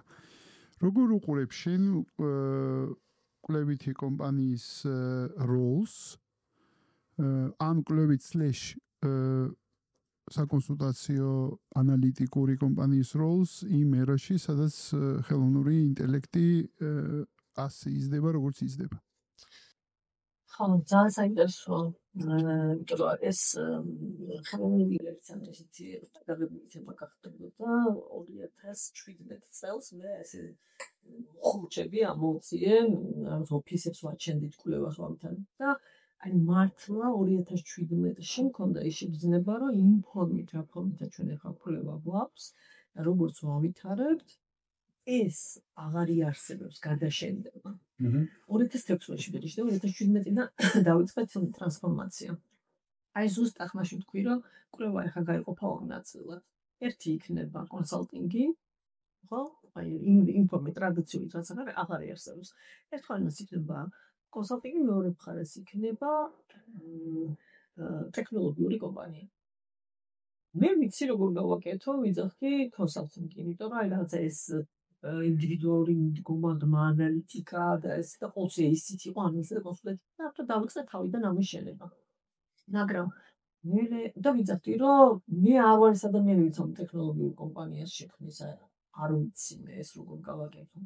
და თუ ვინმე ამას გააკეთოთ, ოკეი, გააკეთოს. და მე ვფიქრობ, რომ ახლა ზუსტად ისეთი ადამიანი დგას ამ ცვლილებების ფონზე, რომელიც ახალგაზრდა თანამედროვე, რომელიც არ არის ძველ კვლევაში ტრადიციული კვლევაში 20 წელი გამოცდილი, რომელიცაც აქვს ეს ტექნოლოგიური ცოდნები და შემდეგ და მომავალი და ეხლა ცოტა ხანში მიახავთ ბრენდებს გამბაქ ისეთი გლობალი არის ის საკონსულტაციო რჩება, ისეთი რისერჩი ცალკე თავისი და რებრენდინგიც არ მასაჩვენებს, რომ ეს იქნება ციფრული ანალიტიკური კომპანია. ამისკენ უნდა წავიდეთ ნაბიჯ-ნაბიჯ. უცხოთ ვერ გადახოთ. ოკეი, მაგალითად ინტეგრაციები, ხო? მონაცემებს კი აღარ დავაკაკუნებ, კი აღარ დავეკავ. ან სხვა მე გავხდები მომგროვებელი პლატფორმა, ხო? რაღაცა кейსებში, სადაც მე შეიძლება მონაცემები ან სხვების პლატფორმების ნაწილი იქნები, რომელთაც მონაცემს წამოვიდებ და შენ შემოგთავაზებ უკვე რაღაცა პროდუქტს, რა. ხო? ანუ რეალურად მონაცემი გახდება ციფრული, ანუ ამაში გულისხმობთ იმას, რომ დღევანდელი დღეს კიდე არის კარზე კაკუნი, ანუ გვინდა თუ არ გვინდა ეხლა საერთაშორისო ორგანიზაციები მაინც არაბენ სატელეფონოსაც არ აღიარებენ ონლაინს კი არა, ანუ კარზე უნდა დაუკაკუნო და შეხვიდე. face to face კიდევ არსებობს ეგეთი რაღაცა. სატელეფონო ძალიან აქტიურად გამოიყენება ონლაინ კვლევები რა თქმა უნდა, მაგრამ ეს სამივე ცოტა ჩვენ ვაპარაკობთ იმაზე, რომ ეს ამგვიანია უკვე. 3 კვირის მერე, 4 კვირის მერე და ზოგჯერ 2 თვე გჭირდება, რომ ვიღაცასთან შევახციოთ იმ სეგმენტთან. ეს წარმოუდგენელია გადაწყვეტილებების მიღება იმდენად აჩქარდა, რომ ესე ვერ იქნება, საქართველოში ვერ იქნება, რომელიც განვითარებულ ომში, უბრალოდ ჯერ კიდევ ეს რუდიმენტული ნაწილები არსებობს და საკმაოდ ტრადიციული აღმოჩნდა თვითონ კვლევა როგორც სფერო და სწრაფად ვერ გადაეწყო. ბევრი სფერო ვერ ეწყობა სხვათა შორის ძალიან სწრაფად რა. როგორ გონი, შესაძლებლობები ბევრად მეტია, ვიდრე ამის ათვისება შეძლოს ორგანიზაციებმა რა. და ჩვენზე დიდი რესურსების მქონე ორგანიზაციებსაც ვუყურებთ, რომ ბევრი არაფერი დიდი მაინცეტურად ცვლილება ჭირდება. ამას ეს არ არის მარტო ტექნოლოგიები. ერთ-ერთ კონფერენციაზე თქვა ერთ-ერთმა გამომცემლმა და სულ გვახსოვს ესეთ ვიყავით მე და კვლევის ახალი დირექტორი და ნიუ-იორკში ვიყავით, რომ shift delete უნდა გააკეთო რა ძველისო რომ ახალი აშენო. აი მართლა სრულიად ახლებურად ვარ შეხედე. უბრალოდ გაცვლილებები ესენი არ გამოვა. ამიტომ ამ მონაცემების ჩვენი მთავარი კომპეტენცია კარზე კაკუნი არ არის. ჩვენი მთავარი კომპეტენცია არის მონაცემის სწორად როგორ მოაგროვო, რა მონაცემი მოაგროვო და როგორ გაანალიზო. ამიტომ ტრანსფორმაცია კვლევის ესე იქნება. კონსალტინგში არის რომ ამდენი მონაცემი რობათ მე როგორ მოგეხმარო გადაწყვეტილებების მიღებაში, რა ბიზნეს კომპეტენციები გვაქვს, ან რა სფეროს კომპეტენციები არსებობს, რომ შენ რაც შეიძლება სწრაფად მიიღო ამდენი არჩევანიდან და შესაძლებლობიდან და გამოწვევებიდან სწორი გადაწყვეტილება როგორ მიიღო. ეს არის მესამე მიმართულებას ცოტა ხანში დავაჩვენოთ, ეს იქნება EST ინსტიტუტი და პირველ რიგში ვაცხადებ ახლა ამ ეთერში. ეს არის ბიზნესი. ექსკლუზივის გვაქვს. კი ბატონო, ბიზნესის ცოტა ხვალთ ვარ. პარასკევს ვარ BMG-ში. შენ თუ უფრო ადრე გავა? არა, საერთოდ BMG უფრო ადრე გავა. ჩვენ ცოტა გვიანა. ამიტომ თქვილი ვარ გამომივიდეს, ეს არის, მაგრამ პირველად აქვახსენებ. ეს არის ჩვენ რას ვხედავთ, რომ როცა მუშაობთ კომპანიებთან, სამ პილარს ვეძახი მე ამას. ეს არის, რომ ჩვენ მუშაობთ მონაცემებზე დაფუძნებით და ეს მოდის ჩვენი ეს ძალიან სიძლიერია, რომ მე ესე ვგრძნობ ძალიან დიდ პატივს ბიზნეს ინტუიციას, მაგრამ მონაცემი მნიშვნელოვანია. ფაქტენჯები. რაღაცები შეიძლება ვერ გადაამოწმო მონაცემით, ეგეთიც ყოფილა, მაგრამ მაშინ რისკის შეფასების მონაცემი მაინც შეიძლება გქონდეს. რისკის შეფასება მაინც შეგიძლია. შეიძლება დანამდვილებით არ იცოდე რა მოხდება ამ ნაბიჯს თუ გადადგაო, მაგრამ რისკის შეფასებაც მონაცემია ჩემთვის. მონაცემი და ეს კვლევას არ კარზე გაყოლო. მონაცემს არ ვეცად. ამიტომ მონაცემებზე დაფუძნება ბიზნეს კომპეტენციები და ეს არის ლიდერების ფსიქოლოგია. იმიტომ რომ რას აკეთებ ხო? ემუშაოდი სისტემებს და ადამიანებს და ეს და მონაცემებზე დაფუძნებით, გადაწყვეტილებებს იღებს ამაში. და მე ვხედავ რომ არა მართლებს, აი დღეს რომ ვუყურებ, არა მართლებს, უამრავ ტრენინგებს უტარებენ სისტემებს თუ არ ცვლიან, მოდის ეს და არასწორ სისტემაში გაბრწყინებული ცოდნით, რა ვიცი, ლიდერშიპით თუ ასე შემდეგ ეს სისტემა თუ ხო, ან კონფლიქტურია ვიჟენში, მენეჯმენტი შეთანხმებული არ არის. ახლა რაც კიდე ასწავლია მათ ამუშავს.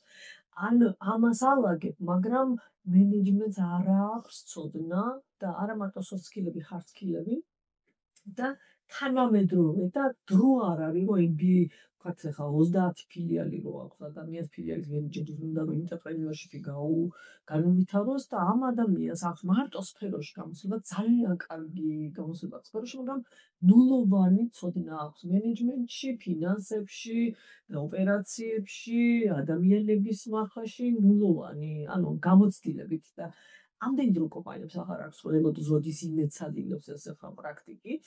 არც იმის შეთქმულება აქვს, რომ 2 წლიანი MBA მაგისტრატურები აკეთებინოს ამდენ ადამიანს ანაიძულოს, ანაფინანსოს, ან დრო გამოყოს და აი აქედან გამომდინარე ჩვენ შევქმნით ეს და ვფიქრობთ, რომ ძალიან კარგად გვესმის და სწორდო შეგვიძლია შევთავაზოთ იმ კომპანიას, რომ აქ რომ ამას ვაკეთებთ, აი აქ მენეჯმენტს ამაში მხარდაჭერა სჭირდება. იქნება soft skill, hard skill-ები და ამიტომ მაგმართლებითაც მოკლედ ანუ mini MBA-ის ავით იქნება რაღაცა პროგრამები? იცი რა, უფრო კონსტრუქტორი ვხედავთ. ანუ უბრალოდ ჩვენს ხედვაში არის როგორც საფშორის ეგიდია, ერთ-ერთი შეიწმინდი არ დამენდობლები საფშორის წიგნი, შეიწმინდა თუ სხვა წიგნი, managing myself, managing my team, managing systems. ანუ აი leadership-ის კონცეფტი, ანუ ზოგადად ამაზე ავაწყეთ და ანუ საკუთარი თვითშენაცვლების და თვითგავითარების პროგრამებიც იქნება, გუნდის მართვის და სისტემების, ანუ ბიზნესის და სისტემების მართვისაც აუცილებლად. მე ვნახოთ კიდე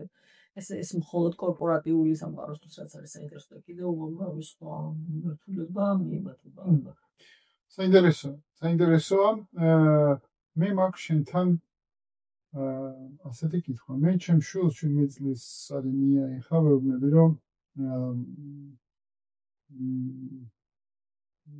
მია ეხლა რო ქალს აქვს შესაძლებლობები სამყაროში ეგეთი დრო არ ყოფილა. გაბედეთ. აი ესე ვეუბნები და მაინც დაუბრუნდები შენთან. აი 20 წლის წინ შენ რო დაიწყები 22-ის თუ რამდენი სადაც დაიწყე ბიზნესი, ამ წელში მოსვლით სადაც შენ უამრავ კორპორაციაში მასკულინურ კორპორაციაში მათ შორის სადაც მასკულინური ენერგია მე ახალ გენდერს არ გულისხმობ, არამედ ენერგიას გულისხმობ. დომინირებს და ასე შემდეგ. ანუ აი რა კონტრიბუციას ხედავ შენსაც, ანუ არა შეგაქ შენ და მაგალითად ამდენი ადამიანი, რომელიც ახლა კომპანიები და იმპერიები შექმნა თავს, ну, საქართველოს მასშტაბით ვთქვათ ესე, პოლიტიკა რუხაძე, ესე და ანუ ასწავლის მათ როგორ უნდა შექმნან, რა ვიცი, მიზანი, სტრატეგია, ხედვა, ფასილიტირებს, აი როგორ გაჩნდა ეს ყველაფერი, როგორ ხედავ ამ იმგებლობას და აი რა არის რა მოვლენა? შარევ კომე ჯიხვები ის ხედავ. დიდი ეგოები, დიდი გაუცდილებით, დიდი ცოდნითაც, ენერგეტიკულადაც ლიდერები არის ამ ხელა კომპანიაში ვქონდეთ, ხო? პირველ რიგში თქვი, რომ არასდროს არ მივდივარ ჭკუის მასწავლებლის როლში. ანუ ეს არ არის ჩემი უდიდო, მაგრამ მე მოვედი ხელში რაღაცა გასწავლო. მე ვფიქრობ, რომ შეიძლება ამ ზუსტად ფემინურ ენერგეტიკაზე დავაშენე აი ეს მიდგომა, რასაც ქვია ფასილიტაციური კონსალტინგი, სადაც ჩვენ ვიძახით, რომ გმირი შენ ხარ და ჩვენ ვართ ჯადოქრები, რომელიც ინსტრუმენტებს გაძლევთ რა, იმისთვის, რომ შენ გვირობები ჩაიგდო, რა ვიცი. გამოუშვა ახალი პროდუქტი, შეცვალა სამყარო, თანასწორობა აღადგინო, რაც გინდა თქვენ. ხო, ანუ შენ ხარ გმირი და მე ვარ შენს კარზე მხარდამჭერი. ამიტომ მივდივართ და ჩემი პოზიცია ყოველთვის ის არის, რომ უდიდეს სტატუსს ვცემ ყველას, ვისთანაც მე ვმუშაობ. არც ერთ მომენტში არ ვფიქრობ, რომ მე იმაზე ჭკვიანი ვარ და იმაზე მეტი ვარ, თუნდაც ჩემს მიერ. ანუ ის რომ მე ვიცი, თქვა რაღაცა მენეჯმენტში და სამაგიეროდ იმან მილიარდიანი კომპანია შექმნა, იმან ის იცის, ანუ და იმას ეს ცოდნა სჭირდება. ეხლა ჩემი და მე ვარ მზად რომ ეს გავცებ. ეს ასე ვხედავ და ამის უამრავ რამეს ვსწავლობ. ეს უამრავ რამეს ვსწავლობ, რა თქმა უნდა. და აღფრთოვანება ყოველჯერზე რომ რა ვიცი, ვინც რამეს ქმნის და თუ რამე დიდებულს ქმნის ყოველთვის ძალიან დიდი აღფრთოვანების მისცემს წვევში ჩემში და პატივისცემას შეიძლება როგორც ადამიანი დიდად არ მომწონდეს ეგეთი რომელიც ყოფილა. მაგრამ ის რაც შექმნა, იმის პატივისცემა. შეიძლება ადამიანი მოწონდეს, მაგრამ ქმნილება იყოს მაგარი. ხო. ყოველთვის ეს არნიშნავს, რომ მე ვერ არჩევ ასე ადამიანს. და როგორც ექიმი ვერ არჩევს. მე კონცენტრირდები იმაზე, რომ თუ ამას აქვს ძალიან კარგი იდეა, ძალიან კარგი რაღაცა დაკეთება შეიძლება. ან როგორ და შეიძლება ასეთი გზით ხედავ და აქამდე და ესეთი რამის ყოფილა, რომ აი პირდაპირ ფრაზაც იყო, რომ ესე ჩვენ მქონდა მიჯირყვნის მიდგომაო და თიფო შემოიტანაო ნასიყვას co-creations. ანუ ეგეთი ტრანსფორმაცია თან ანუ აი ეს შეგვაცვლებინაო რა და ეგეთი ტრანსფორმაციებიც მიაღწია მართლა ცვლილება მიდგომის ლიდერშიპის ინსტიტუტი იგივე შეჭება მათ შეგვიძლია იმაში პანეჭას ვასწავლოთ. ამიტომ არ მაქვს ის რომ და ამას გრძნობენ მე ვფიქრობ ჩემი კლიენტები და ამიტომ მიიღებენ და არასდროს არ მივდივარ იქ რომ აი ესე ანუ ხალიც აი მოცემულობა რა ვქნა ვერ დავმალო ეს მოლაპარაკობდი მახსენდებოდა რომ თავის დროზე კაცურად ვიცვამთ ხო აი მიმიკრია ჩვეულებრივი რა ეს რაც არის რომ აი მე მასკულინური რომ არ შემხედეთ რომ ერთ ქალს დღეს უფრო მომედი რამდენი ვიყვაჯერ ხოლმე ვარ და ის მინდო დავიდა მოთხოვდა რომ გამოსლება მომცა ეს რომ არ მოჭირდება რომ ვიყო კაცი იმისთვის რომ ვიყო ის ვინც ვარ მადლობა ირაკლის მოვიტანო ის ამბელი რა ჩემი ძლიერ რომ მოვიტანო და ჩემი ფემინურობა სიძლიერით ვაქციო ეს ქირი ანუ ზრუნვა ეს ფოკუსი იმაზე ეს თუნდაც ის რომ შენ ხარ პირველი მე ვარ შენი მხარდამჭერი რომ მოვდივარ იქ მე არ ვარ ლიდერი თვითონხაზე რაღაცა მასწავლებელი კიკა შენ ძალიან აქტიურად ხარ ახლა ჩართული მოვლენებში და ზოგადად პოსტავ აქტიურად საკმაოდ აქტიურად მინდა იმ გადმოსახედიდან შევხედავ სადაც შესაძლებლობები არის და არა იმ გადმოსახედიდან სადაც ყველაფერი მუქფერებში იმ გადმოსახედიდან სადაც შესაძლებლობები არის ვიცი რომ შენ არ არსებობს უნაფიქრე აქონდეს რაღაცა რა შესაძლებლობებს ხედავ საქართველოსთვის ეხლა ამ ძანს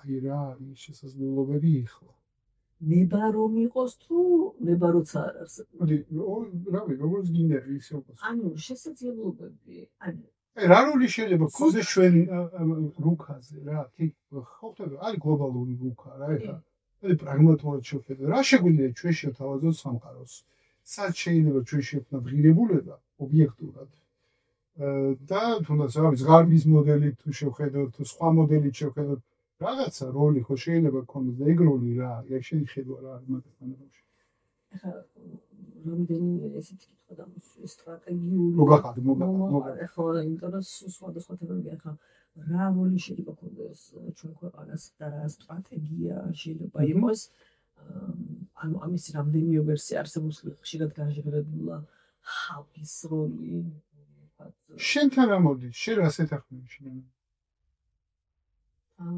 შენ რო ჩაგაბარო ხვალ ქვეყანა რას იზ